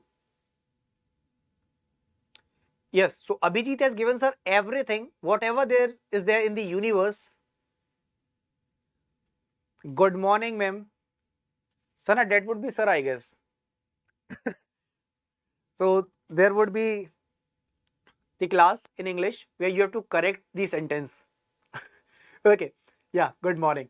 So yes, Abhijit is saying all bodies. Momita is with D. Nikita is with D. That's true. Whenever we talk about this gravitation, it is not only applicable for those planets or stars. Whatever you are seeing around, whether it is this pen, whether it is this board, whatever is it, each and everything is following the law of gravitation. Please remember, what happens in the examination, we just look at this gravitation part and just think, oh, it's gravity. This means they must be talking about some planet or some stars. No, this gravitation is applicable on each and everything, whatever you are finding around you. Fine. So yes, Nihal, Mahesh, you all are correct. The correct answer is all the bodies which are there in the universe and have mass. Now, there's one thing that is known as mass. I have a question. Now, this question is very important for you all. I am asking you, if anything is having mass of 60 kg. Now, this question is especially for CGL candidates because I know this would go wrong in the first attempt. What I am saying, if anything is of mass 60 kg, fine.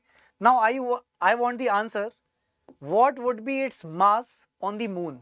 This is on the earth. This is on the earth. Now I want this answer on the moon. What would be its mass on the moon? I am not giving any of the options. Waiting for the answer. If anything is having mass 600 kg on the earth, what would be its mass on the moon? Waiting. In moon, no change of mass, only weight changes. That's true. So I was thinking that others will also give the answer. That's true. This means its mass is going to be 600 kgs on the moon as well. There would be no change on the mass. Whether you are on the earth, whether you are on the moon, wherever you go, your mass is same. You remember that Hutch SIM was there, which was later converted into the Vodafone. Wherever you go, we follow.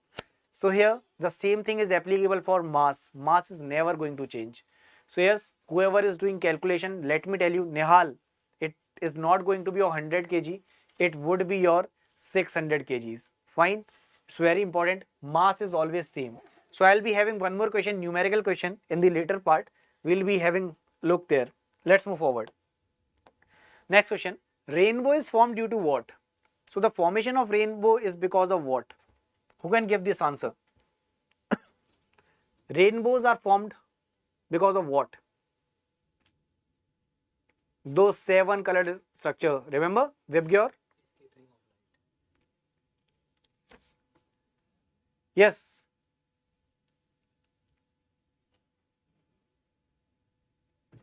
Just think about it before taking any of the conclusion.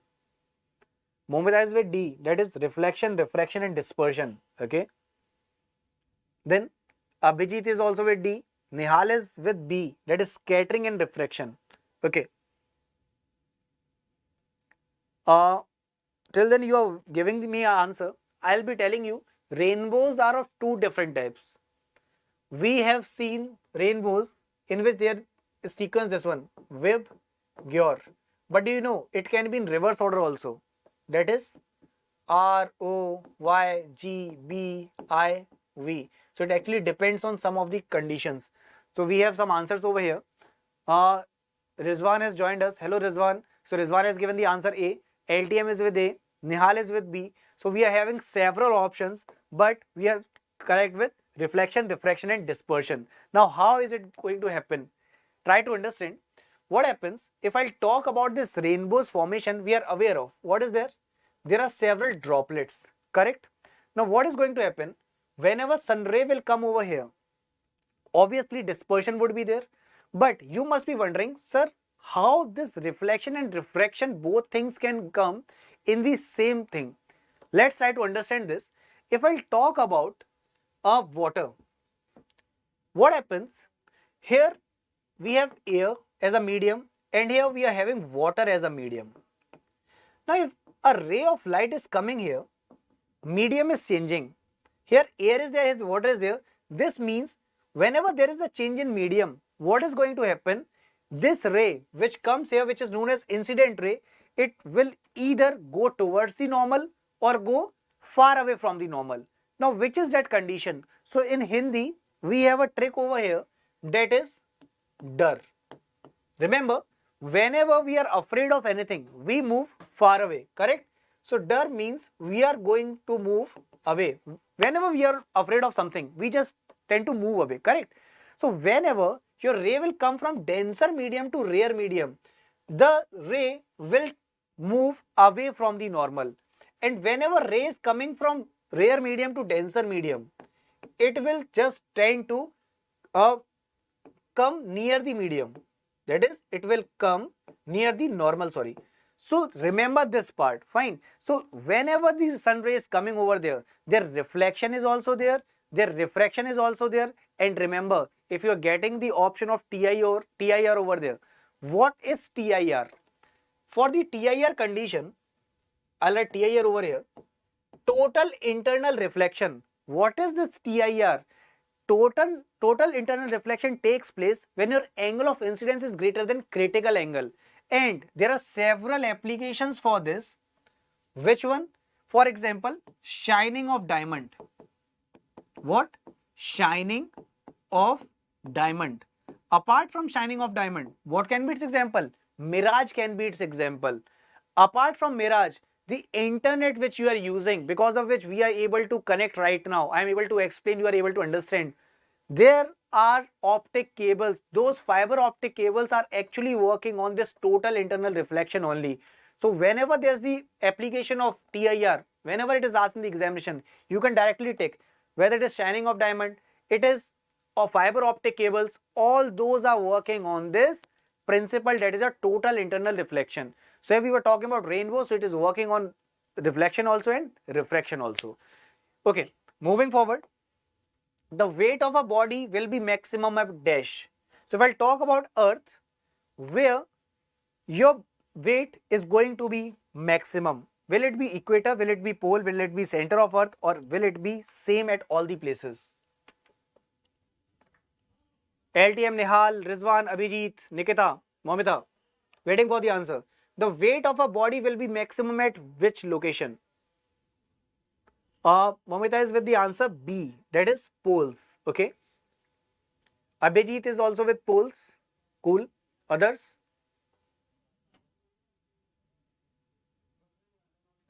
Remember one thing, if I am making this earth at the center location, your weight will decrease in such a manner that it would be minimum there. So if I'm talking about the poles, whether it is North Pole or South Pole, at the poles your weight is going to be maximum, and at equator, while coming to the equator, it actually decreases. So here we have maximum people with B option, and yes, I'll go with B itself. B is the correct answer, that at poles we are having the maximum weight, and as we go towards the equator, it actually decreases. Yes, next. The head mirror used by ENT doctors is dash. Which one is that particular mirror? If you know the concept, where those mirrors are used, where convex is used, where concave is used, you can easily give this answer. The head mirrors of ENT doctors. Mohammed is saying, sir, it would be concave. Okay, then cool. Others? Abhijit is also with concave. Okay, then Nihal is with A. Nihal, you are constantly changing your DP or something like that, I guess. First you were It's Me, then you were Nihal Kumar with other DP, huh? You are, or is it changing? So yeah, Nikita is with again concave, and yes, you all are correct. If I talk about the concave, these are the mirrors which actually show you enlarged image. It actually shows you enlarged image. If I talk about convex mirror, there's difference between the concave and convex part. If I talk about convex mirror, it is doing what? It actually decreases the size of image. Fine. So if I talk about this convex mirror, you can take the example of automobiles. Automobiles. So for the males, we can take the example of bike, or for some of the girls, we can take the example of scooty, and for with some exceptional girls, we can take the example of bullet as well. So it totally depends who we are, where we are, what we are. So whatever it is, in the automobiles, if we are talking about the side mirrors, where those large images are actually seen in that particular area, so that we can prevent ourselves from the accident. Here we use convex mirror because larger image can actually be seen in that particular small area, because we are actually degrading the size, and we want to increase the size, we are using concave mirror, and that's why ENT doctors are using it. Apart from that, we can also take the example of shaving mirrors, where these concave mirrors are used. Okay, moving forward. Next. The sky appears to an astronaut what? What would be the color of the sky for an astronaut? Exceptional. Okay, fine. So yeah, let us assume we all are astronauts. Fine. Now we are in the sky, and because of the presence of Elon Musk, we all can go to the space. Just we want to spend some money, some crores of money. Huh? Once we move there, what do you think? Sky will look what? Bluish in color. Momita is with D. Abhijit is with black, that is D. Then we have Nikita over here with D option. LTM is also with D. Rizwan is also with D. And yes, you all are correct, absolutely correct. See, whenever there is no such color present, that is black. One more thing is there. White color. Do you know what is white color? It is actually the mixture of all the colors. It is actually the mixture of all the colors. I'll give you the example. If I talk about those web gears, you have seen that Newton's disk experiment was there, and I'll be relating it with the real world example.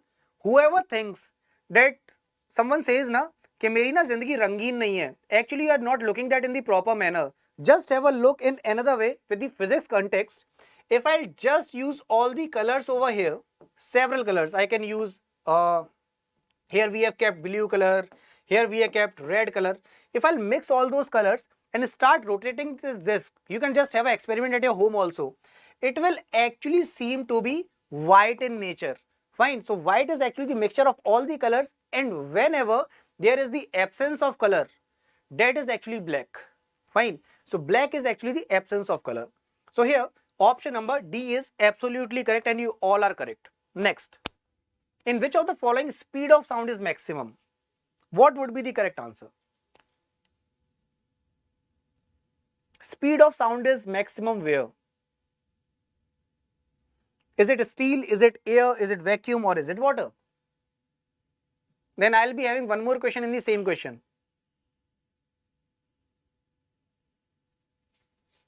I guess I'm getting your comments quite late. So Momita is the first one to answer this. Sir, answer would be steel, A. Okay. Then Nihal is with C. Sir, it would be vacuum. Then Abhijit is with steel. Okay. LTM is with B. Sir, it would be air. Rizwan is with A. LTM is with B. So that means we are having all the options except water.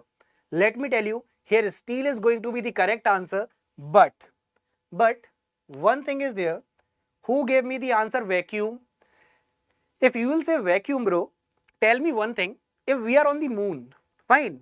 Now we are aware of there is no such atmosphere. Can we converse with each other? No, absolutely not. So please remember, your sound is not going to travel in the vacuum.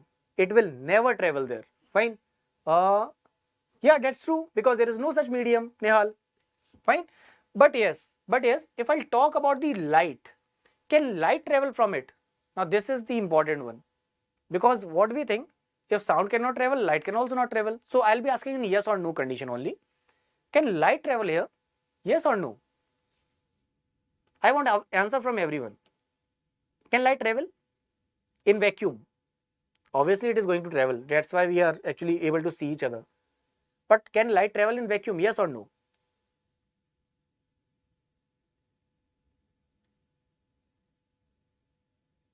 Waiting for the answer. Don't use Google, Baba. Yes, that can travel. So Momita was the first one to answer this. Yes, please remember, it can travel. And we have, and we have seen that particular concept, speed of light in the vacuum, speed of light in the air, speed of sound in the solid part, correct? So yes, please remember, sound cannot travel, but light can travel. Moving forward. If the mass of an object is 60 kg, what will be its weight on the moon? Now this is the question which I want everyone to be correct. Now let's see who is going to give this answer. If you can give this answer, I can guarantee the selection. Seriously. If you can answer this, I'll guarantee the selection. Whoever gives this answer.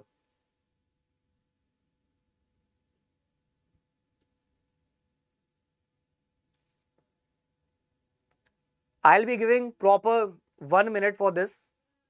You can solve this. Maybe solution may not be required also. So it totally depends upon you. I just want the answer. And I'll be giving proper time here. Nikita has given the answer, so it would be 100 Newton. Okay. Others? Rizwan is again with 100 Newton. That is option number C. And others are requested not to copy answer from anyone. They may be wrong. Nikita may be wrong. Rizwan may be wrong. So I'm not saying it is correct or not. But it's good that they have given the answer in the first go. Nikita was the first one. Rizwan is the second one. And they have hardly taken 10 to 15 seconds. Okay, 20 seconds more. 20 seconds more. But answer is needed from everyone. Abhijit is the third one to answer this. That is 100. Okay. Is there any logic working? Nihal is saying so 60 into 10. That would be 100 Newton. Okay. LTM is saying no known. Okay. See, I was talking about this question. Here the mass is given 60 kg. That's very obvious. If the mass is given 60 kg on the earth, the same 60 kg would be there on the moon. No doubt. But what would be the weight on earth? What would be the weight on earth? So we have a very simple formula for this. What? Weight is actually mass into gravity. Correct? Now what is the gravity on earth? Approximately it's 10. It's exactly 9.8 something. But on earth it would be 10 and mass is given 60 kg. That's why we can say that it is what? It is 600 Newton right now. But the weight on the earth is what? 600 Newton.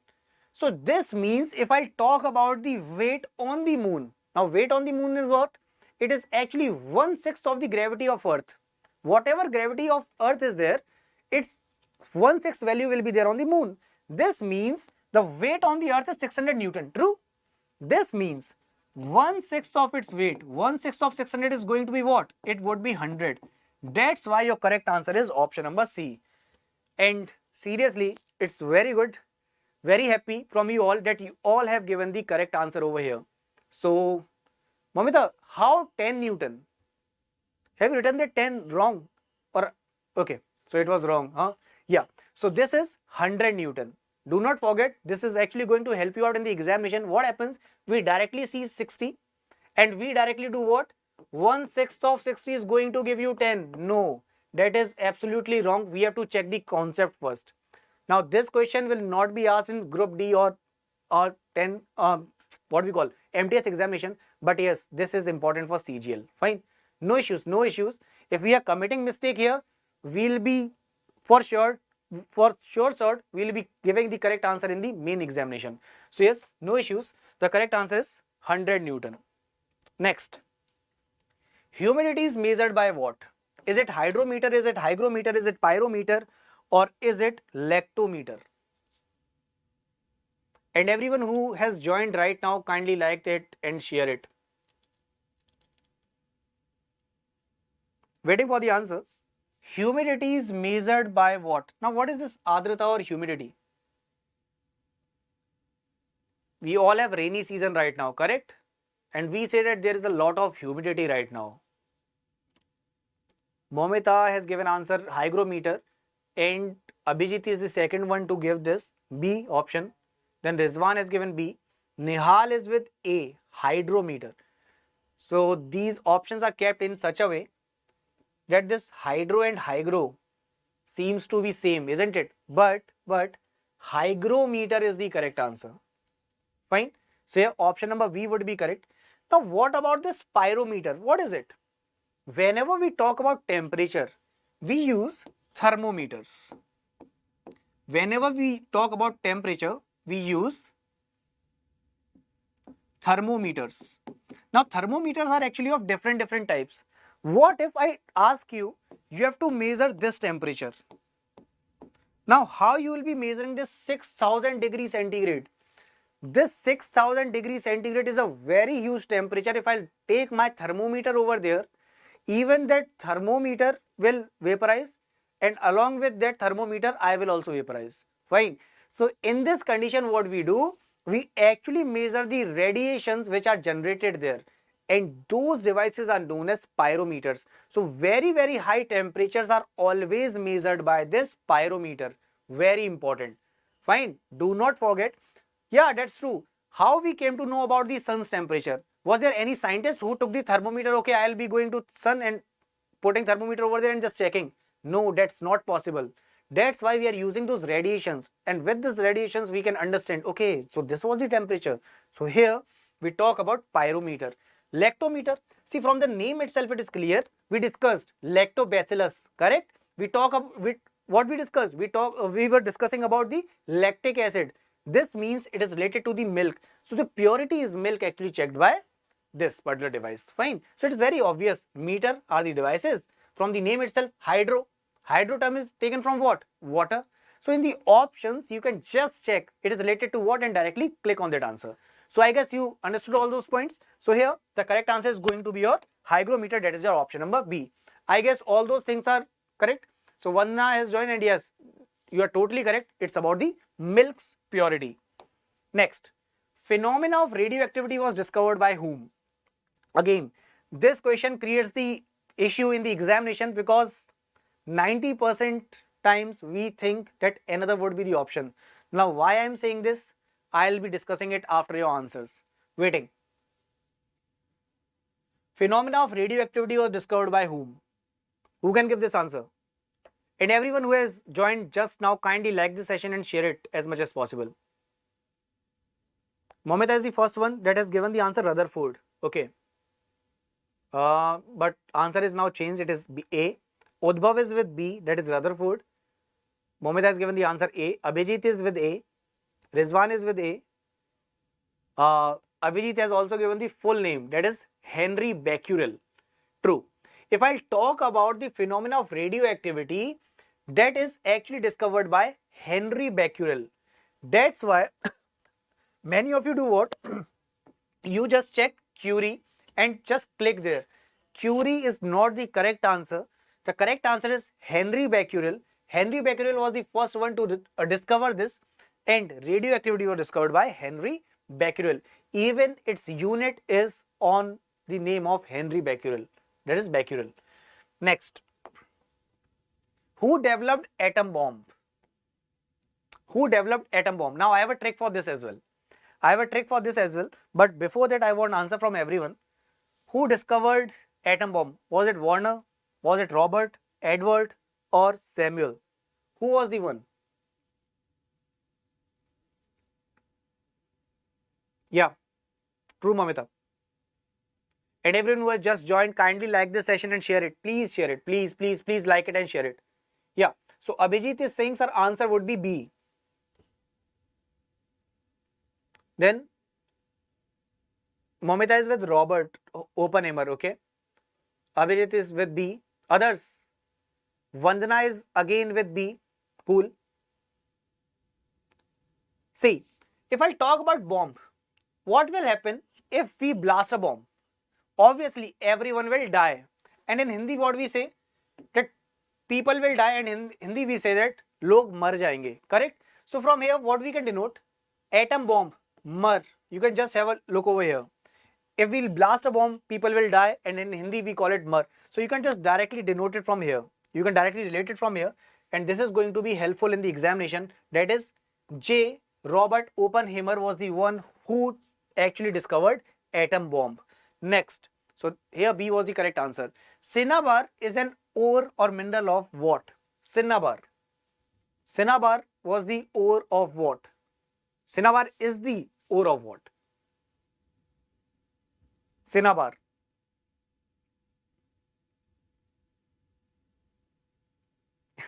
Nice trick, yeah.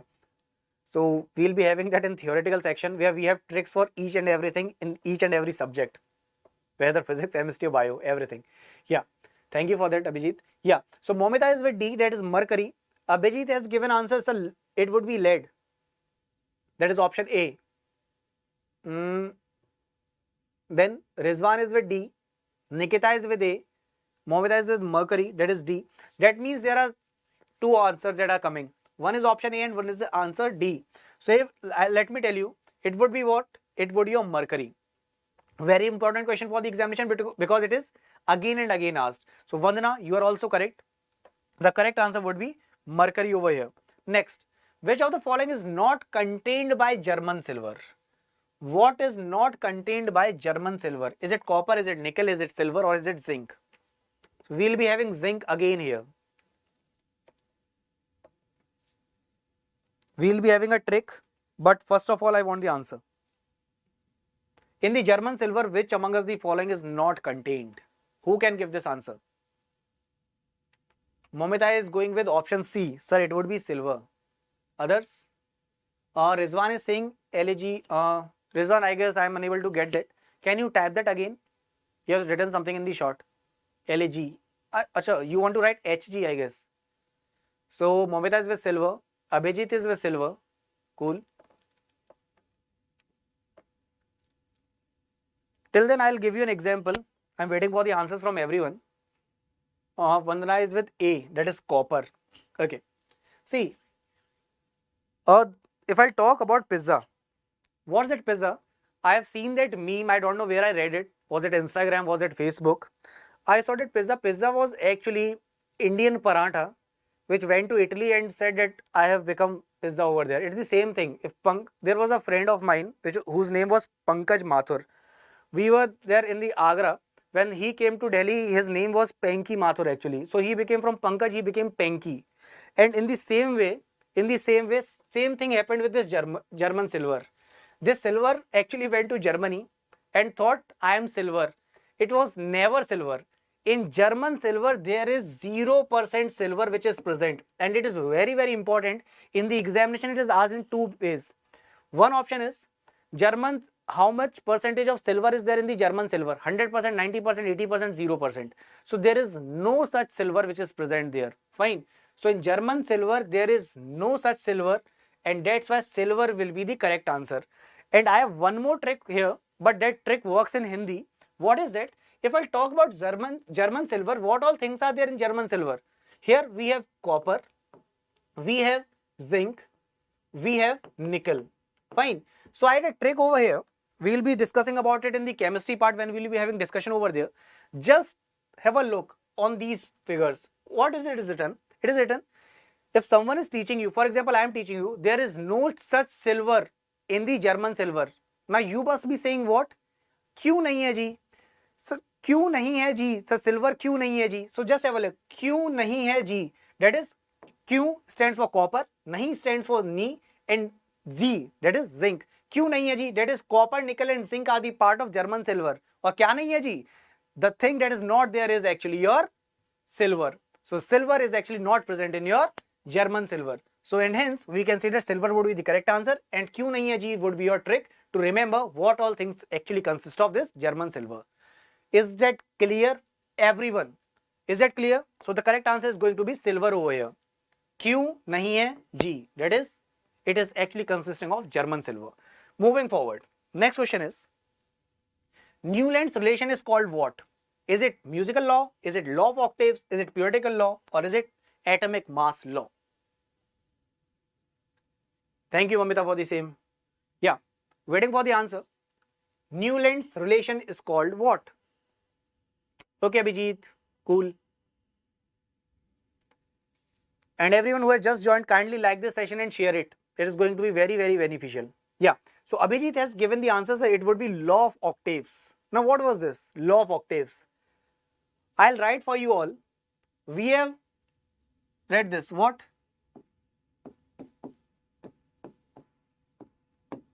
I don't know how many of you are from those classes in which musical classes were there, and we used to study Sare Gama Pada Nisa.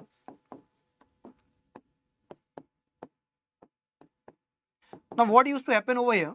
If I'll start Sare Gama Pada Nisa, Sare Gama Pada Nisa, if I'll try to just check it, it's starting with Sa and ending with Sa again. That is, Sa is starting again. When? After the 8th. That is on the 8th part. That's why it is also known as law of octaves, and this was applicable when here Newland gave this particular periodic table. His 8th element was actually repeating its property. 8th element. In the similar way, Sare Gama Pada Nisa, just have a look. Sa and Sa is relating, correct? In the similar manner, 8th element was just repeating the same property which was there.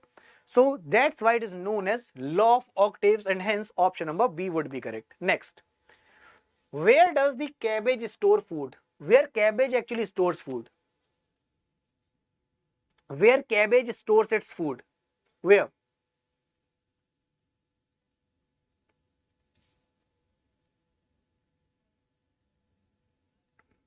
Cabbage is storing food where? Is it leaves? Is it stem? Is it fruit? Or is it scurvy? What is it? Obviously, scurvy is not going to be the answer because that is disease. True. So we have only 3 options left now. Now what would be the correct answer? Is it leaves, stem or fruit? Abhijit is saying that it would be stem. Vanna is saying that it would be leaves. Okay. See, if I'm talking about cabbage, I know leaves are there. So Jarsa Jose is with A. That is a leaves. And yes, you all are correct. The correct answer is going to be leaves over here. So cabbage actually stores its food in the leaves. Next, the elements known as primary nutrients for plants are what? Primary nutrients for the plants. What is going to be the correct answer for it? What would be the correct answer? I'm asking the elements which are known as the primary nutrients for the plants. A, B, C, D. Will it be nitrogen? Will it be phosphorus? Will it be potassium? Will it be oxygen, silicon, boron, nitrogen? What? NPK. Abhijit is with A. Momita is with A. Then everyone please remember. Jarsha Jose is with A. Vanna is with A. Even I am with A. NPK is the correct answer. What is NPK? N for nitrogen, P for phosphorus and K for potassium. And hence, we'll say that option number A is going to be the correct answer. So, option number A is correct. Next. How many groups are there in the periodic table? Very basic question, but since it is asked, so I've kept. How many groups are there in the periodic table? Groups. Which one are the groups? These one are the groups, these are the rows. So you can say vertical rows, horizontal columns, sorry, horizontal rows would be there. So what is going to be the correct answer? And yes, Momita is the first one to give answer, that is 18. Then others, Abhijit is also saying 18. Jasa Joseph with B, so that is 8. Please let me tell you, if I'll talk about 8, these are actually rows. And if I'll talk about these are actually the columns. And these are actually the groups. And these are actually the periods. So that's why option number A would be correct, that is 18. Got my point? So Vanna, Abhijit, Momita, Jarsa, this was the correct answer. So here option number A is correct, that is your 18. So 18 groups are there and 8 rows are there. So I'll be writing 18G, 8R. Fine. So yes, Rizwan Ahmed, correct, totally correct. Next, which part of the plant gives us saffron? Now this saffron, where we find it? In the part of India which is known as heaven. दुनिया में अगर जन्नत कहीं है तो यही है, यही है, यही है. हमी अस्तो, अमी अस्तो, अमी अस्तो. The location which is known as Kashmir. Yes. So if I talk about any of the flower which is giving you saffron, if I draw a structure over here, this part. So let's see who can give this answer now. Momita is in doubt, so will it be D? Jarsa Joseph is saying, sir, it would be B. Abhijit is with, Abhijit is telling me, sir, it is Jammu and Kashmir. Yeah, proper, correct. So Ishan is with C, sir, stem, okay. Then Ankit is with D, that is stigma, okay. So see, in the roots, obviously it is not there. In petal, petals are actually this part, fine, so it is not there. Stem is not the correct answer, so what would be the answer? The correct answer is going to be stigma. So yes, Vandana is correct, Ankit is correct. And all of you, please remember that whenever we talk about the saffron, it is actually obtained from stigma. Fine. So there's a question for you all. Where is Shalimar Garden located? Can you tell me about this Shalimar Garden? Where is Shalimar Garden located? See, I was talking about Kashmir, isn't it? Now what's the capital of Kashmir? I am talking about Jammu and Kashmir, fine. So even now you can't relate it. It is the proper location, that is Srinagar, fine. There is Shalimar Garden, and the most important thing, some of the Mughal emperors in their summer time, they used to go there and used to relax over there, fine. So that's Srinagar. That's totally correct, Ankit, totally correct. Yes, moving forward now. Which of the following is a plant hormone? See, there were several hormones which are present in our body. We were discussing what? Oxytocin. Then there are several different hormones. We'll be discussing this in the coming week. But here we are talking about the plant hormone. Which among the following is a plant hormone? So Abhijit, Momita, Charsa, Josh, you gave the correct answer. Yes. So I'm asking about the plant hormone. Which among the following is a plant hormone? Obviously, insulin is there in our body. When we talk about insulin, it is actually helping in maintaining the level of glucose and insulin. True? If there is the increment in the glucose level, we say that particular person is diabetic in nature. If this insulin level is very, very high and glucose level is low, we say that the person is actually having a lot of insulin but lacking of glucose. This means we need glucose in our body. Hypoglycemia is the term. Momita has given the answer D. That is cytokinin. That's true. So I'll be explaining that and then we'll come to that part. Thyroxine. Thyroxine is actually released from the thyroid gland. Fine. Where iodine plays a significant role. If I'll talk about estrogen, estrogen, progesterone, it is there in the females. That is human body. So the option which is left is your cytokinin. So cytokinin is the one which would be the correct answer. So cytokinin is the hormone which is present in the plants. So here option would be D. And Momita is saying beta cell. Very good, Momita. That's true. That's true. If I talk about pancreas, there are alpha, beta, and delta cells, in which from beta cells we get insulin. Yes. Moving forward now. In which ecosystem grassland is located? In which of the following ecosystem grassland is located? You can relate it directly. And everyone who has just joined, kindly like this session and share it. Yes. In which ecosystem grassland is included? In which of the following ecosystems is grassland located? If I talk about the ecosystem in which grassland is included, you can just denote it directly by looking at the option. Ankit has given answer D. Achha, it was for the previous one. Jarsa Jose has given answer that it would be fresh water. And we are talking about grasslands. Okay. Others? Momita is with either, sir, it would be A or it would be C. Okay, so you are playing 50-50 game over here. Huh? So, sitting on the hot seat, Amitabh Bachchan is saying that it would be the question in which we are going to give 7.5 crores. So here Jose has changed the answer and answer is C now. Kuldeep is with C. Cool. So okay, since everyone is going with C, C is the correct answer.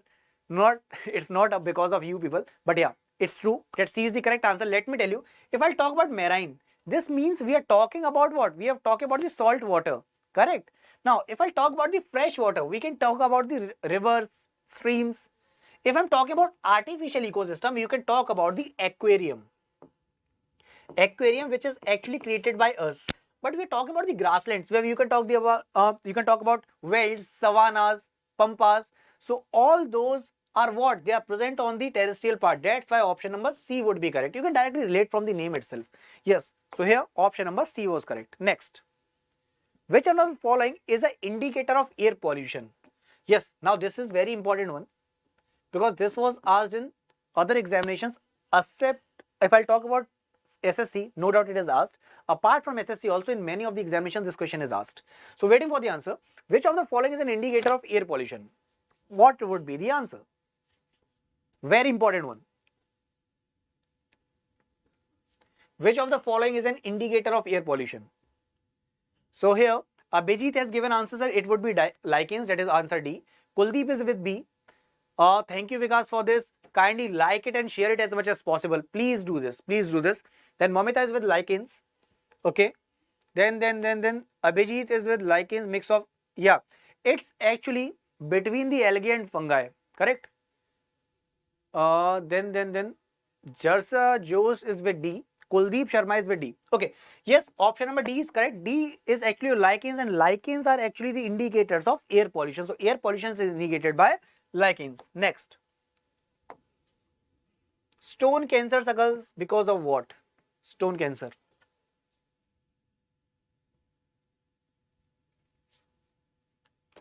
Stone cancer occurs because of what?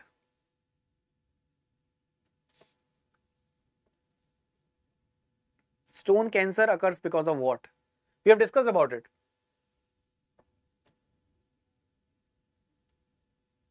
So, Abhijit is the first one to answer this, sir. It would be A, that is acid rain.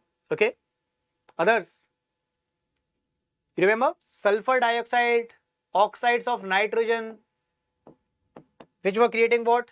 Sulfuric acid, then nitric acid. It was creating acid rain because of which stone cancer were there. We were discussing about marble cancer, correct? So, Jarsa, then Kuldeep, Momita, Abhijit. You all are correct. Kuldeep is saying so C, that is radioactivity. No, it's actually because of acid rain. Next. Which of the following is biodegradable? Now, this one is quite easy one. So, I guess everyone can give the correct answer over here. That too in the super fast speed. Which one of the following is biodegradable? Paper, DDT, aluminium or plastic? You can just directly check and give the answer.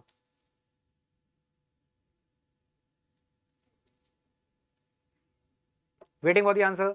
Jarsa Jose has given the answer, that is that it would be paper. Then Momita is the one who is saying A.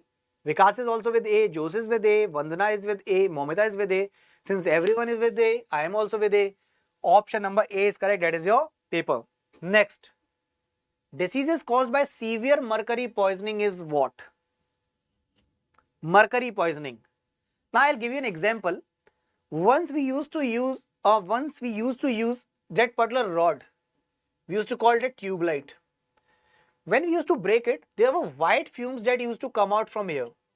There was here phosphorus was used and in between there were fumes. Those white fumes were actually of mercury, and once we inhale it, we may die at the same spot. Fine, instant death can happen. So here we have the answers. That is, Momita is with A, Vikas is with A, Mini Mehta, then Jose, Vandana, Abhijit, Momita, you all are with A, and that's true. That is actually your mini meta disease, which is actually caused because of the mercury.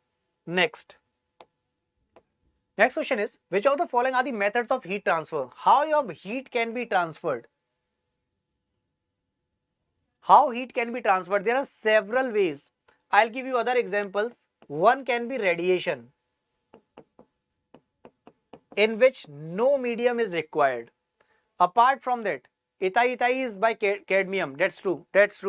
So there are two questions which are very commonly asked. One is from Mini Mata, that is your mercury, and Itai, that is cadmium. Yeah. So what I was asking the methods of heat transfer. So one is radiation. Another one is your conduction. And third one is your convection. So what's the difference between them? I'll be telling you. So I guess you have already given the answer over here. Jarsa is with A, convection. Then Vandana is given A answer. Abhijit is with A. Udbhav is with A. Momita is with A. You all are correct. If I talk about these particular three conditions, wherever we talk about the heat transfer, you can take the example of anything. For example, if I'm talking about the heat transfer, in a rod, what will happen? If I light fire over here, slowly what is going to happen? These molecules are going to transfer this particular heat, and this location will get heated up. This is actually your conduction. In the similar manner, if I talk about the sunlight that is coming to the earth, this is actually coming through the radiation. It is not requiring any sort of medium. But what if I talk about those winters, and everyone is aware of winters are coming? What we'll do, we'll light a fire, we'll put our hands over there, and we'll be taking that heat. In this example, I'm talking about the form in which neither solid is used and one of the medium is used. What is that? That is your air, in which molecules are actually traveling from one location to another. So in convection and conduction, we require a medium, and in radiation we don't require any medium, and hence we can say that if I talk about the methods of heat transfer, so convection is the one. Apart from the convection, conduction and radiation would also be the correct answer. Moving forward, next. Convection occurs in which of the following? I have already given you the example. Let's see who gives the correct answer over here. If I talk about the convection, it occurs where? Is it solid, liquid, liquid gas, gas solid, solid liquid gas, everything? What is going to be the correct answer?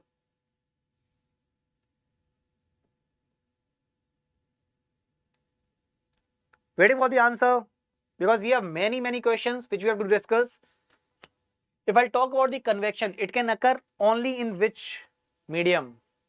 Will it be all solid liquid gas? Will it be only gases solid? Will it be only liquid gases? Will it be only solids and liquids?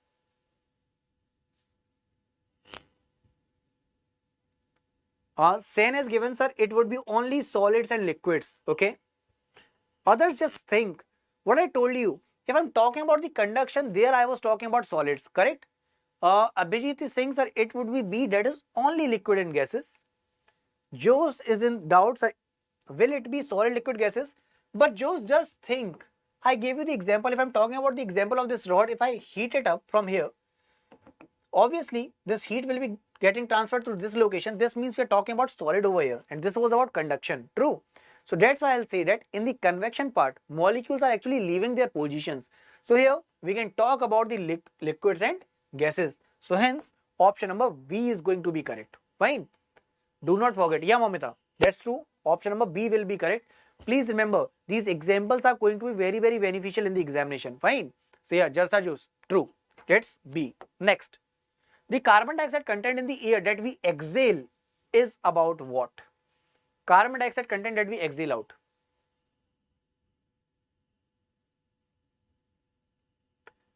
Now you must be wondering, sir, when we exhale out, is it only carbon dioxide that comes out? No, there are other gases as well. When we breathe in, it's not only oxygen that is going into our body. Oxygen is there, then carbon dioxide is there, nitrogen is there. There are several other gases which includes water vapor as well. But when we exhale out, it's not only carbon dioxide that is coming. Again, even oxygen comes out, nitrogen also comes out, but the ratios are different, the percentage count is different. So I'll be telling about that, but before that I want this answer. Who can tell me this answer?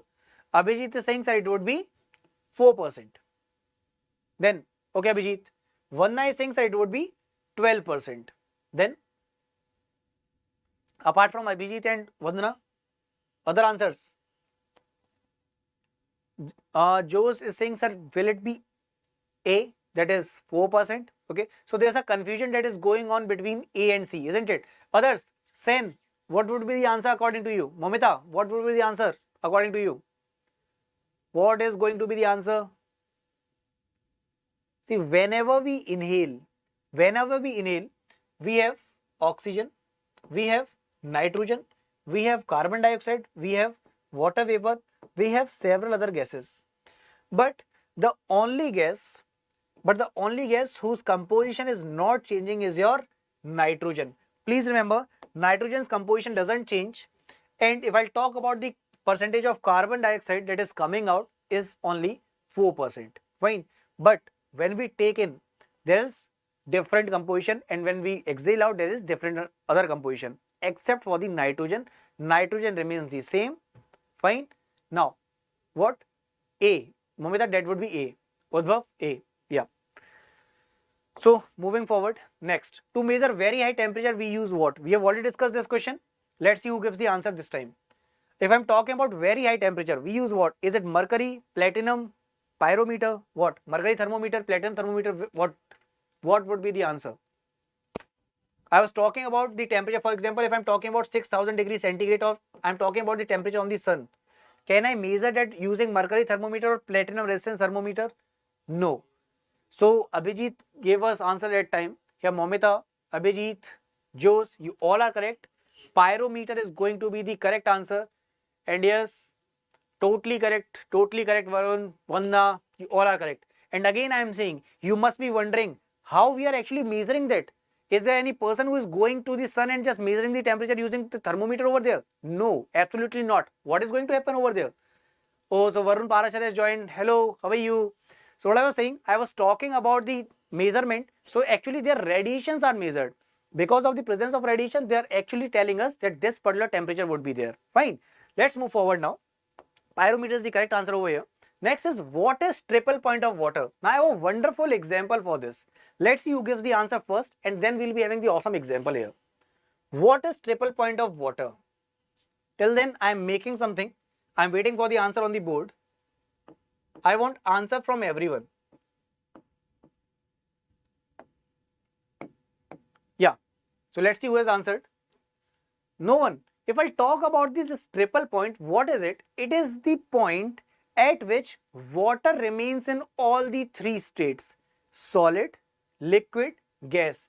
That's why it's the word that is written triple point, tri. Fine. So Jarsa Jose is saying sub B, that is 100 degrees centigrade. If I'll talk about Abhijit is with A, 0.01 degrees centigrade. Okay.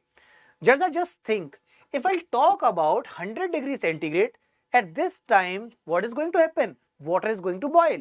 This means that liquid state will be converted into the gaseous form. Here, we are discussing about two states. Solid state is not possible at this temperature. Correct? Now, Sen is saying, sir, okay. Momita is with A. I think option A is with Sen is saying, okay. Yes, here the correct answer is option A. Now, you must be wondering, sir, how is it possible that all the three states would be possible at the same time? Just imagine. If I'll give an example, you all can just go to your freezer just after this class, not right now. After the class, just go to your freezer. I'm talking about a fridge. Just open the fridge, open the freezer, take out the ice cube. When you take out the ice cube, you will see that there are certain vapors that are coming. Correct? That means at the same time, vapors are coming. At the same time, ice cube is there. And at the same time, it will start melting. At the same time, it will start melting. This temperature is 0.01 degrees centigrade, which is known as triple point, in which the solid state is there, in which vapors are there, and in which liquid is also there. So this is the best example to understand this. Triple point is actually that temperature in which your liquid, that is your water, will be in three states: solid, liquid and gas. This example is the perfect example where you can have a look at it. Whenever you open the freezer, just have a look at the ice. Vapors would be coming out from it. You will be keeping it in your hand, in a vessel, whatever it is. It will start melting. Wherever you put the thermometer, you will get same temperature. That is triple point, 0.01 degrees centigrade. I guess this is clear with everyone, isn't it? So let's move forward with the next question. The next question is, dinosaurs were what? Dinosaurs.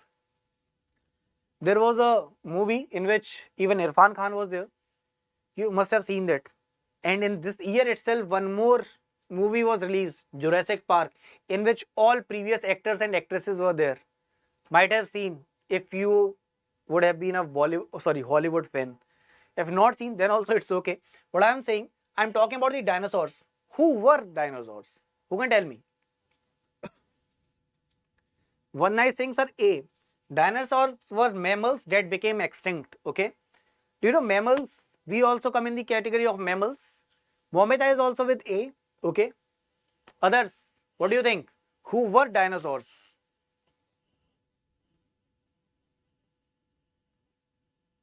Momita is with A. Vanna is with A. Others, I want answer from everyone. No issues if you can go wrong. No matter. Achha, I'll tell you the last option. It is actually reptiles that became extinct. Option C is egg-laying mammals. Then B is large herbivore creatures which gave rise to hippopotamus species. So, if I talk about the first one, see, mammals, they were not mammals. Wrong. Obviously, they were not herbivores. We have seen that movie, correct? Jurassic Park. They can, obviously, some of them may be herbivores, but all of them were not herbivores. So this is wrong. They were egg-laying mammals. As already told you, they were not mammals. So this is also wrong. The thing that is left is your reptiles. So they were actually reptiles which became extinct. Fine. So do not forget, dinosaurs were actually reptiles. And yes, option number D would be correct. Next. Lens is made up of what? Is it Pyrex glass, flint glass, ordinary glass or cobalt glass? Lens is made up of what? So Jose, Momita, Vandana, Sen, what would be the answer? Lens is made up of what? Lens is made up of what? And everyone is requested to kindly like this session and share it. Please like it and share it. Yes, so waiting for the answer. Lens is made up of what? Lens is made up of what? Is it Pyrex glass? Is it flint glass? Is it ordinary glass or is it cobalt glass? Yes, Abhijit, you are totally correct. You are the first one to give this answer and it's totally correct. Momita, absolutely correct. It is your flint glass. So, your lens is actually made up of flint glass. So, Abhijit, Sen, Momita, you all are correct. Great. Next question. Who discovered X-ray? Very important question, repeatedly asked in all the examinations. Who discovered X-ray? Was it Wilhelm Röntgen? Was it William Lee? Was it X or was it Thomson?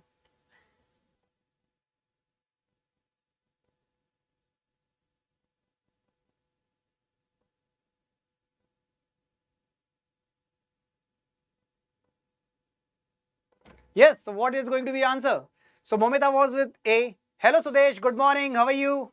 So you are quite late, but it's good that you are here. So Sudesh has already given that the answer would be B. Momita is with A. Sen is with A. Jose is with A. Momita is with A. Everyone is going with A. So I'll also go with A. The correct answer is Wilhelm Röntgen.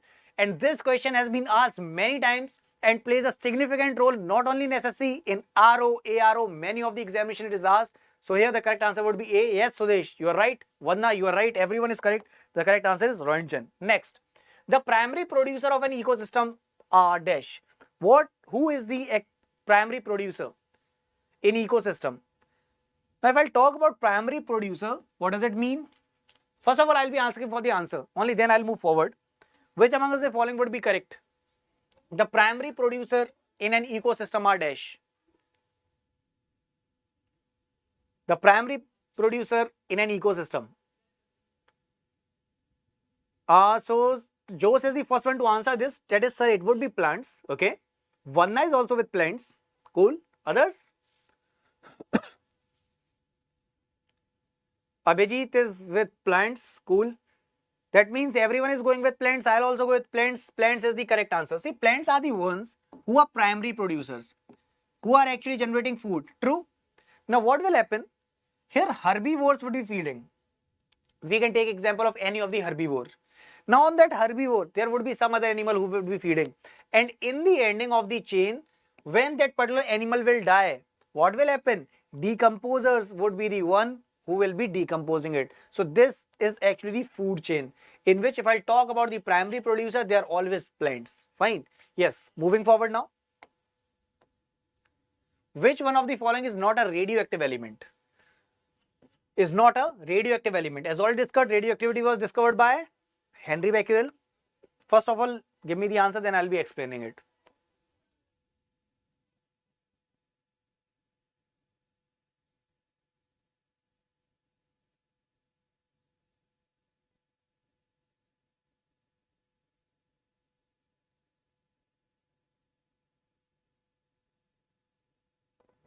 Yes, so everyone has given the answer here.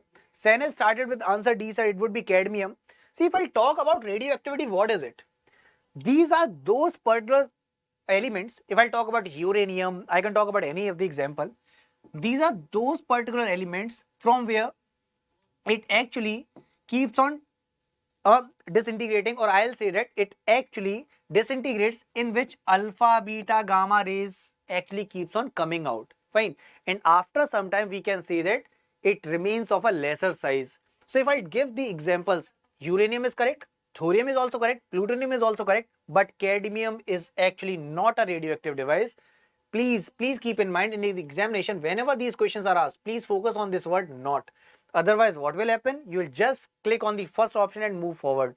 And after the examination, you will get it wrong. Yes, Mamita, D option was correct. So here, cadmium is the correct answer. Next one. Name the particle that is most essential to continue the chain reaction during the fission of uranium. What is that? Whenever we talk about any of the reaction, whether it is nuclear fusion, whether it is nuclear fission, there is something which is of extreme importance. And what is it? It is neutron. So neutron would be the correct answer over here. So neutron is the particle that is most essential to continue the chain reaction during the fission of uranium. Option number C is correct, but we will not stay here. We have some other questions as well. If I am talking about the nuclear reactor, if I am talking about nuclear reactor, there are several questions which are asked. First of all, I will be asking you, there's a hard water that is used. What I'm asking? I'm asking about the hard water. Sorry, it would be heavy water. Yeah. So I'm talking about heavy water. Who can tell me the formula for heavy water? Question which is asked again and again in the examination. What is the formula for this heavy water? It is used in the nuclear reactor. Who can answer me? Formula for the heavy water. Very, very important for the exam. Anyone? That's true, Jose. Awesome. That is D2O. It's not H2O, it is D2O. Now, what's D2O? If I talk about hydrogen, we have protium, deuterium and tritium there. So, it's deuterium. So, it's D2O. Very important. Do not forget, this is heavy water which is used there. Fine. Now, next question is, the rusting of iron metal in air needs both. What is required for rusting? What is the condition which is required for rusting?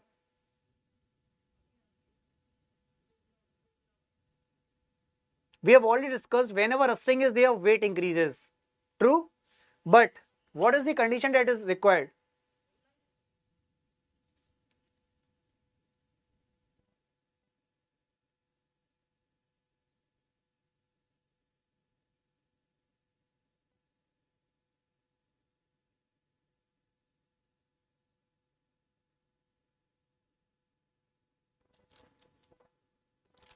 Yes. So we have several answers over here. Jose is with D, Sen is with D, Vanna is saying D, Sudesh is with A, that is carbon dioxide and moisture. Maximum people are going with D. And yes, that's true. Whenever we discuss about rusting, this is oxygen and moisture. Please remember, so Christy has joined us and answer is absolutely correct. Whenever we talk about the rusting, oxygen and moisture are the needy ones which are very important. Without that, rusting cannot be done. So whenever we talk about the iron, in this iron there must be the presence of oxygen and moisture, only then rusting can be done. So here option number D is the correct answer. Next, which acid is known as king of chemicals? Which acid is actually known as king of chemicals? Which one is it? King of chemicals. Which particular acid is known as king of chemicals? Is it HCl? Is it sulfuric acid? Is it nitric acid? Or is it H3PO4? Which one? Momita is saying that it would be B. Then Jose is with B. Sen is with B, that is H2SO4, and that's true. Maximum of you are correct. Sen is with D. Momita is with D. Christy is with B, that is H2SO4. Okay. So maximum people are from Sudesh is with B, that is H2SO4. Okay. So sulfuric acid is the correct answer, which is known as the king of chemicals. And if I talk about it, so since we are talking about king of chemicals, that is H2SO4, please remember there what was written there? H2SO4. So that means if there would be the concept of di, mono, tri, you can directly relate that it would be what? Di. That is two parts of hydrogen are there. Next, talking about the question, the acid which is used in lead storage cell, it is which one? Is it phosphoric? Is it hydrochloric? Is it nitric? Or is it sulfuric?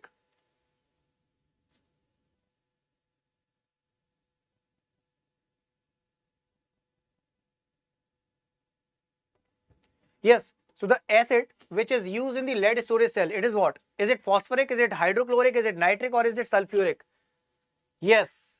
So we have just discussed about it. The king of chemicals, the correct answer is going to be your sulfuric acid. Next question. Formic acid is produced by what?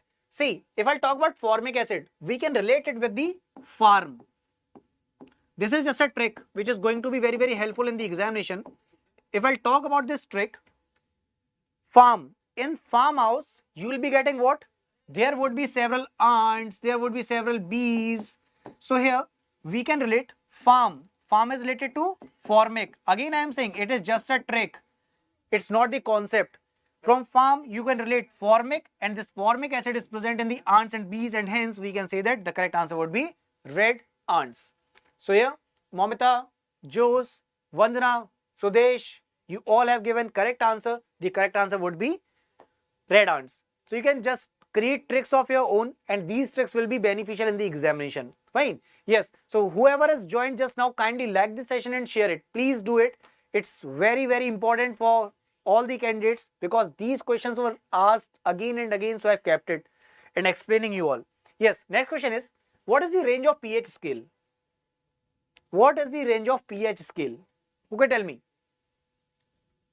And yes, till you people give me answer, I'll tell you. If I talk about pH, what is it? It is the potential of hydrogen. Fine. Potential of hydrogen. Who discovered it? He was Sorensen. Who discovered it? It is actually asked in the examination. Who was the one who discovered this pH scale? So he was Sorensen. pH scale actually tells you what all things are acidic in nature, what all things are basic in nature. So answers have start. So Sen is the one who is saying 1 to 14. That is option number A. Vandana is saying the C, that is 0 to 14. Momita is also told that it would be Sorensen. Cool. Sudesh is the one who is saying the 0 to 14. So who has told 1 to 14? Sen, please remember that when we talk about the scale of pH, it is actually ranging from 0 to 14, where if it is 0 to 6.x, that is 6.99 something, it would be acidic in nature. If it is exactly 7, then it would be neutral. If anything above 7 is there, if it is 7.1 also, so 7.x, where x is not equal to 0, fine, it is greater than 0. X till 14, it would be basic or neutral in nature. It would either be basic or neutral in nature. Very, very important. Fine. So that's why we can say that it would be 0 to 14. Yes, Momita, that's true. So Sudesh, Momita, Sen, Udbhav, I guess you all got this point. Moving forward, oxalic acid is found in dash. You forget this Hindi part. Oxalic acid is found in what? Is it tamarind, grapes, unripe mangoes, or spinach? From here, I am discussing two questions. One more question I will be asking, which is actually related to biology, but it is important for the examination. First of all, let's see. Oxalic acid is found where? Is it tamarind, grapes, unripe mangoes, or spinach? So Momita is the first one to answer this. Great. That is D, spinach. Others? Jose is saying a D. It would be spinach. Cool. Sudesh Singh is the one who is saying D. Momita is also with D. Momita is saying that it would be tomato. Yeah. So here, spinach is the correct answer, no doubt. But there's one more point which is very, very important. If I'll talk about kidney stones, these kidney stones are created because of the calcium oxalate. What? Calcium oxalate. Now, how we will be getting this? If I'll be eating tomato, from tomato also we get oxalic acid. True? If oxalic acid would be there, it can create what? Kidney stone. No doubt tomato is of extreme importance, but if someone is having kidney stones, then you must prevent yourself from eating those tomatoes. Reason behind it, it is having oxalic acid which can lead to kidney stones. So it is very, very important, but oxalic acid is found in spinach also, apart from that tomato as well. So these things are very, very important. Fine. Yeah, that's calcium oxalate. So these things are asked in the examination. Do not forget. All these things are important. Kidney stones are caused because of what? This oxalic acid is present in what? So it is spinach and tomato. So all these things plays a significant role in the exam. Now, what is the full form of BOD? Who can tell me what is BOD? Now, till the time you give me answer, I'll be telling you BOD is actually biological oxygen demand. Fine. What happens whenever we talk about any of the river or lake? How much oxygen is actually dissolved there so that the organism can use it accordingly? That is biological oxygen demand. The full form of biological oxygen demand is, the full form of BOD is biological oxygen demand, and here option number C is going to be the correct answer. So Momita, Sen, Vandana, you all have given the correct answer. Yes, Ashvi, you are also correct. Totally correct. So here option number C was correct. Next, the composition of aqua regia is dash. So there was a trick which we have already discussed. So Sudesh is with C, Jose is with C, you all are correct. And yes, everyone who has just opened this session right now, kindly like this and do not like 2 times. Otherwise, number of likes would decrease. Fine.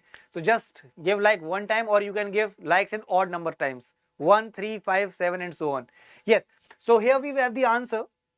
That is C. So Sudesh, Jose, Vandana, Udbhav, Om, you all are going with C. Is it true? Sen is with C.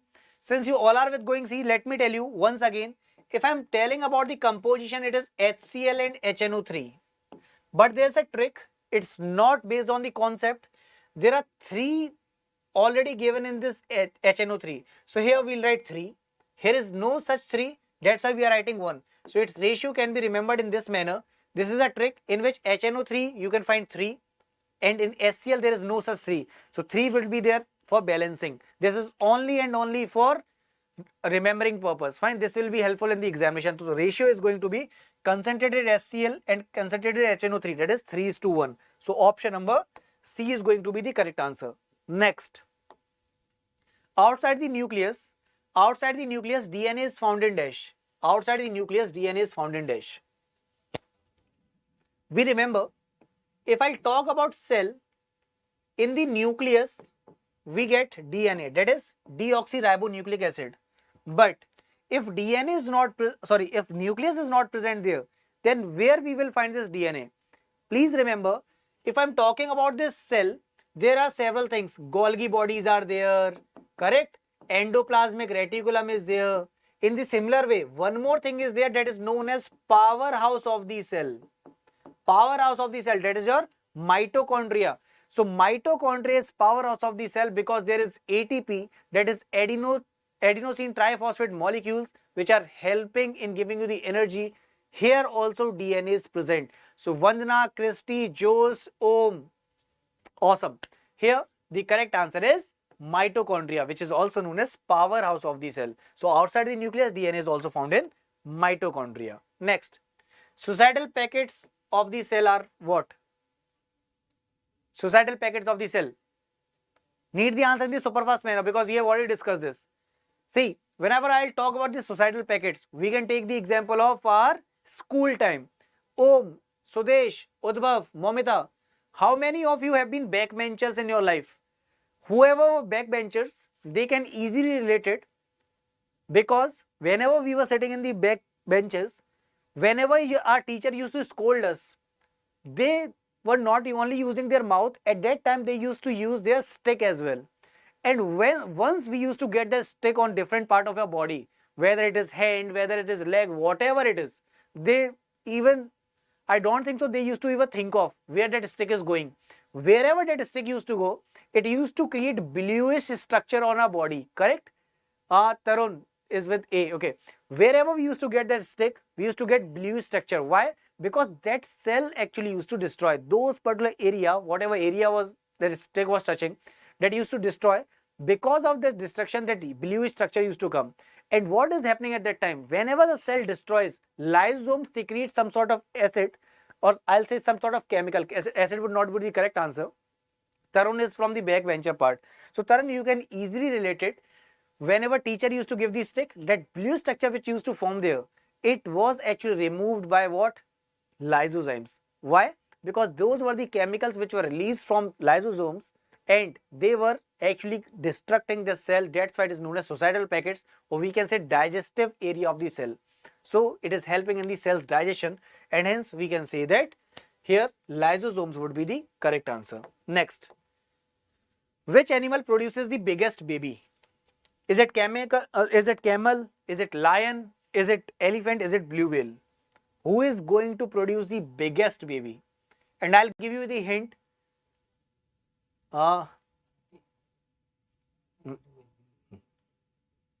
Yes, who is the one who is going to give the largest baby?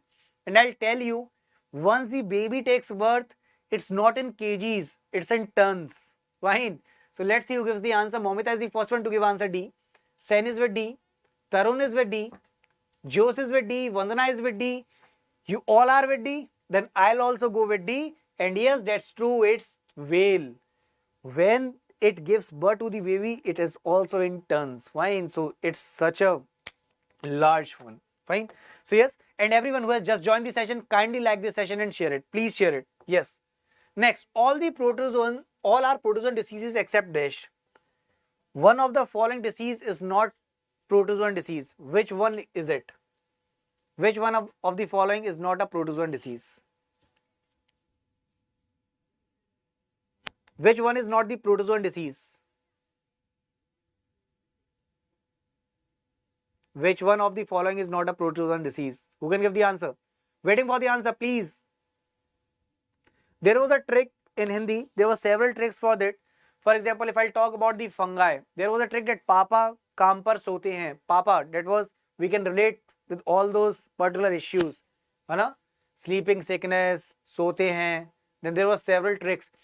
So we have discussed that, and we'll be discussing this when we'll in the next week, when we will be having discussion on the human health and diseases. So yes, let's have a discussion. Om is with answer A. Udbhav is with answer A. Others.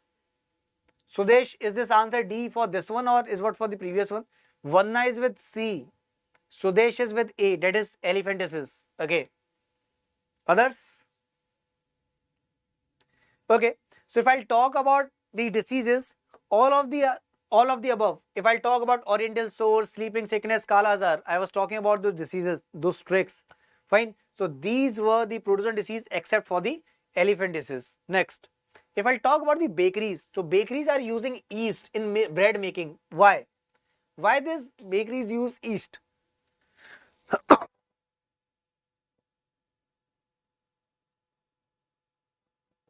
Why these bakeries are using yeast? Why? In order to make bread hard. What do you think? Momita is saying, oh, acha, it was for the previous one. Why these bakeries use yeast? Is it necessary?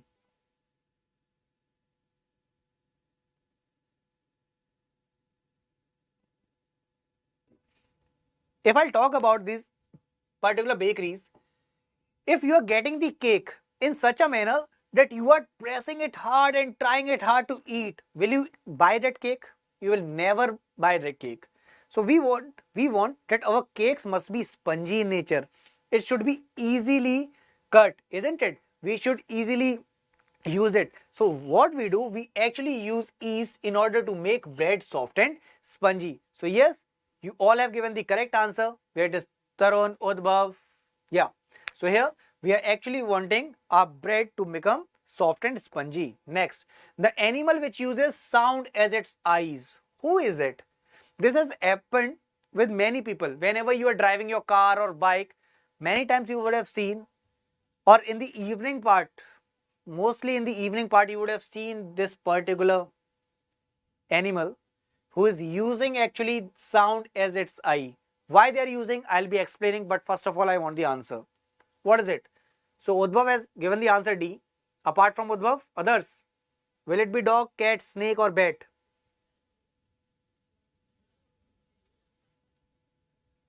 Tarun is with C. Om is with D.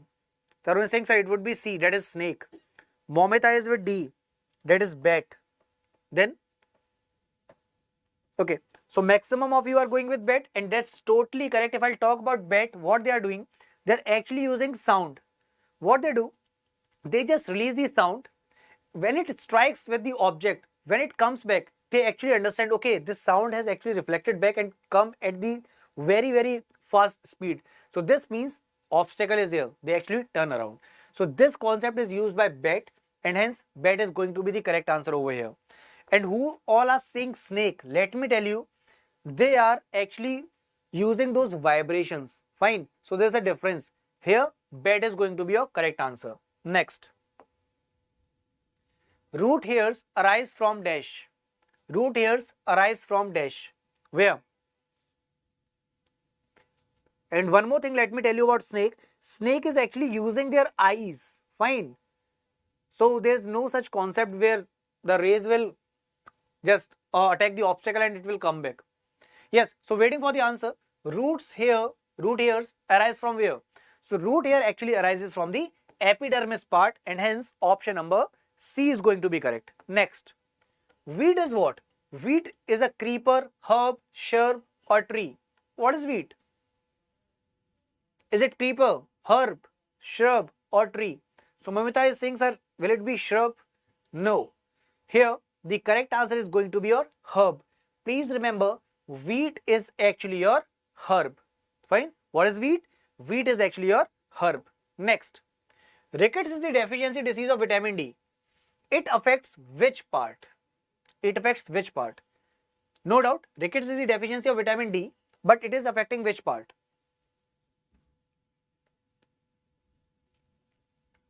So maximum of you are, okay, I guess comments are reaching late.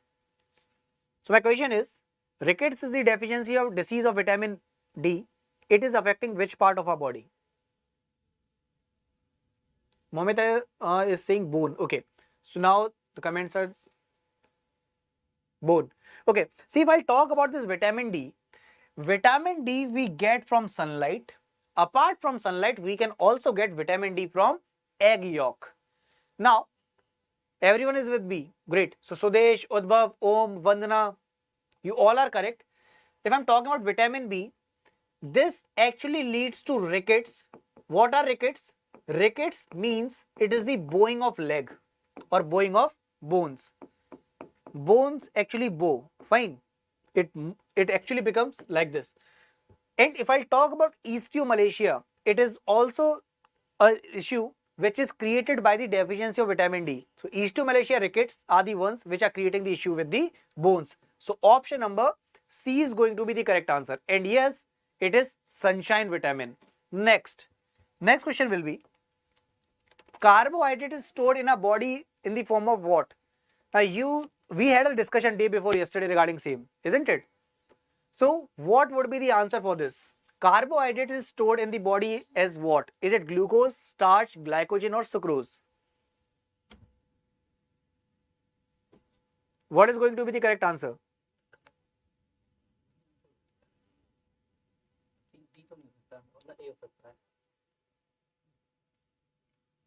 Yes, what is going to be the correct answer?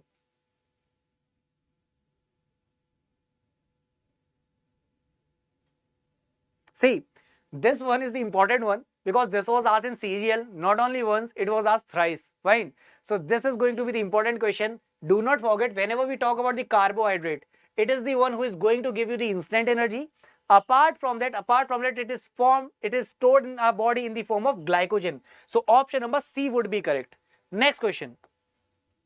A seed can germinate in the absence of what? Now give me the answer by thinking twice. Why I'm saying twice? You must know. Just have a look. A seed can germinate in the absence of what? Think twice before giving this answer. So Vandana, Sudesh, I want the correct answer. Momita, everyone, I want the correct answer in the one go. Sudesh, glycogen was the correct answer where Vandana has given the correct answer. No issues. But this one is important. A seed can germinate in the absence of what? Momita has given A answer. Okay. Others? Om has given answer D. Cool.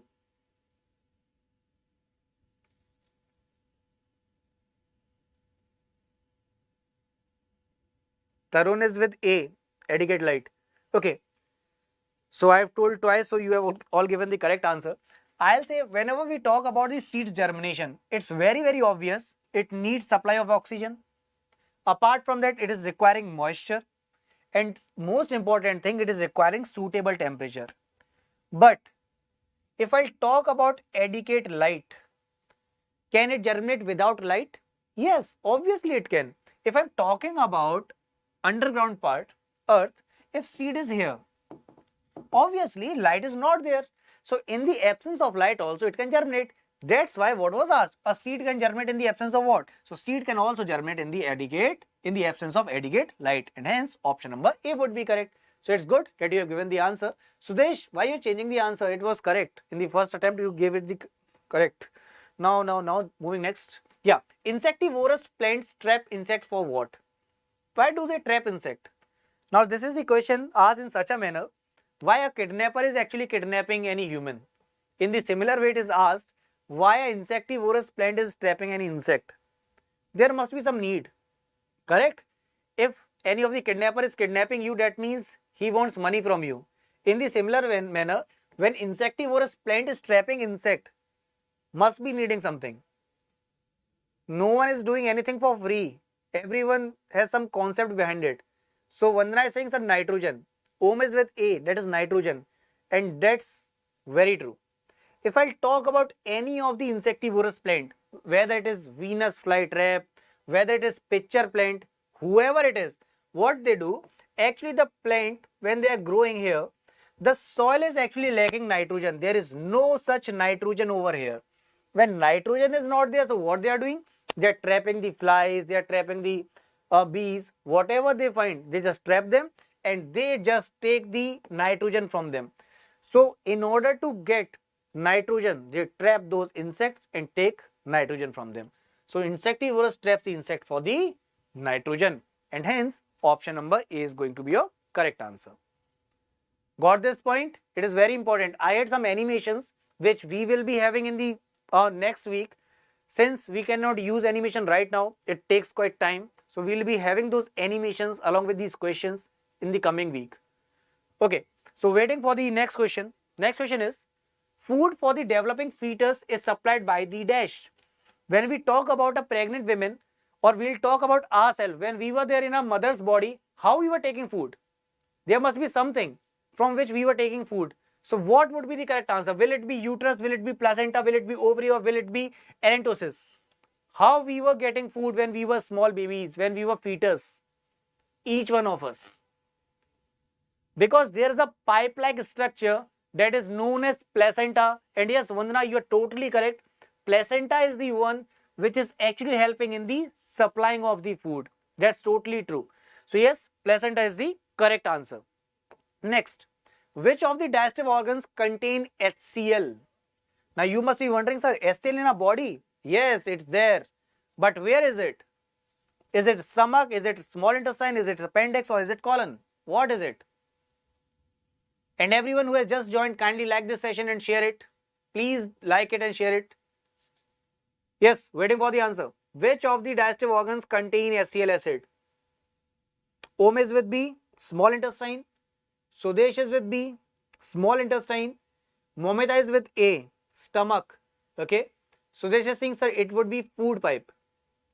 Om is with A, Udbhav is with A. So please remember, stomach would be the correct answer. Stomach is the part in which HCl is there. Apart from that, one more question is asked. Which cell actually created? So oxantic cells are the one who are creating HCl, and this HCl is present in our stomach, which is helping in the digestion of the food. Apart from this HCl, there is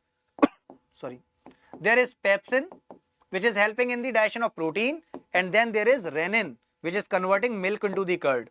Okay, so here stomach was the correct answer. Next, the motion of a wheel of a bike while moving on the road is an example of dash. When we are on a bike or when we are on a scooty, whatever motion is there, which motion will it be? Sudesh, Om, Udbhav, Mamita, Vandana. It's very obvious. When we are on a scooties, when we are on a bikes, our wheel is moving in such a manner that it is rotating. So obviously rotatory motion is there. But apart from that, when there's a boy who is just behind a girl, or there's a girl who is just behind a boy, when they are actually moving their scooties or bikes towards each other, they're actually moving in some direction. That is, they are moving in the forward direction. And this forward direction is what? It is showing your translatory motion. So this means there's a combination of two. There's the rotation of the wheel, that is the rotatory motion, and yes, they are moving in the forward line. That's why it is actually translatory also. That's why option number C would be correct.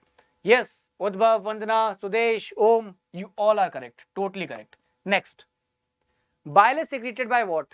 Now this is a simple one. I guess everyone can answer this. Need answer? We have 2 more minutes and we'll be having 4 more questions. 2 minutes, 4 questions. So please answer this in the super fast manner. Bile juice is secreted by dash. Now this is from MTS.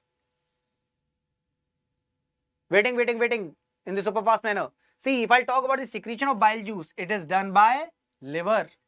But if I talk about its storage is done in gallbladder. So I am writing here, the storage of bile juice is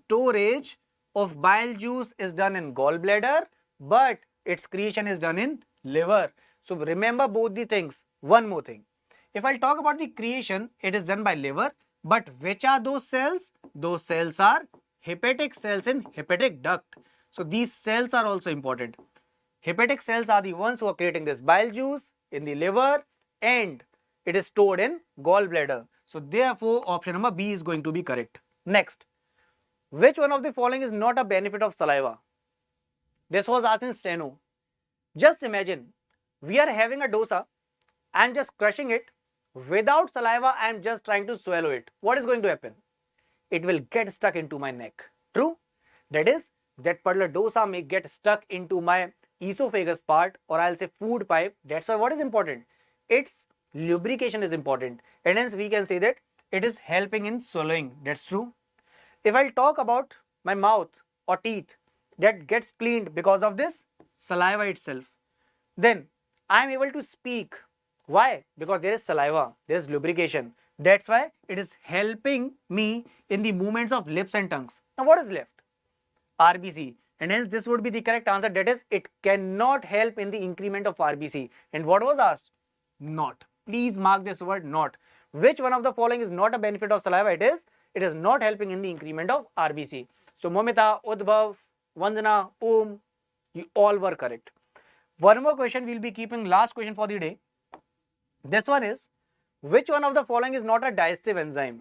Who can give this answer?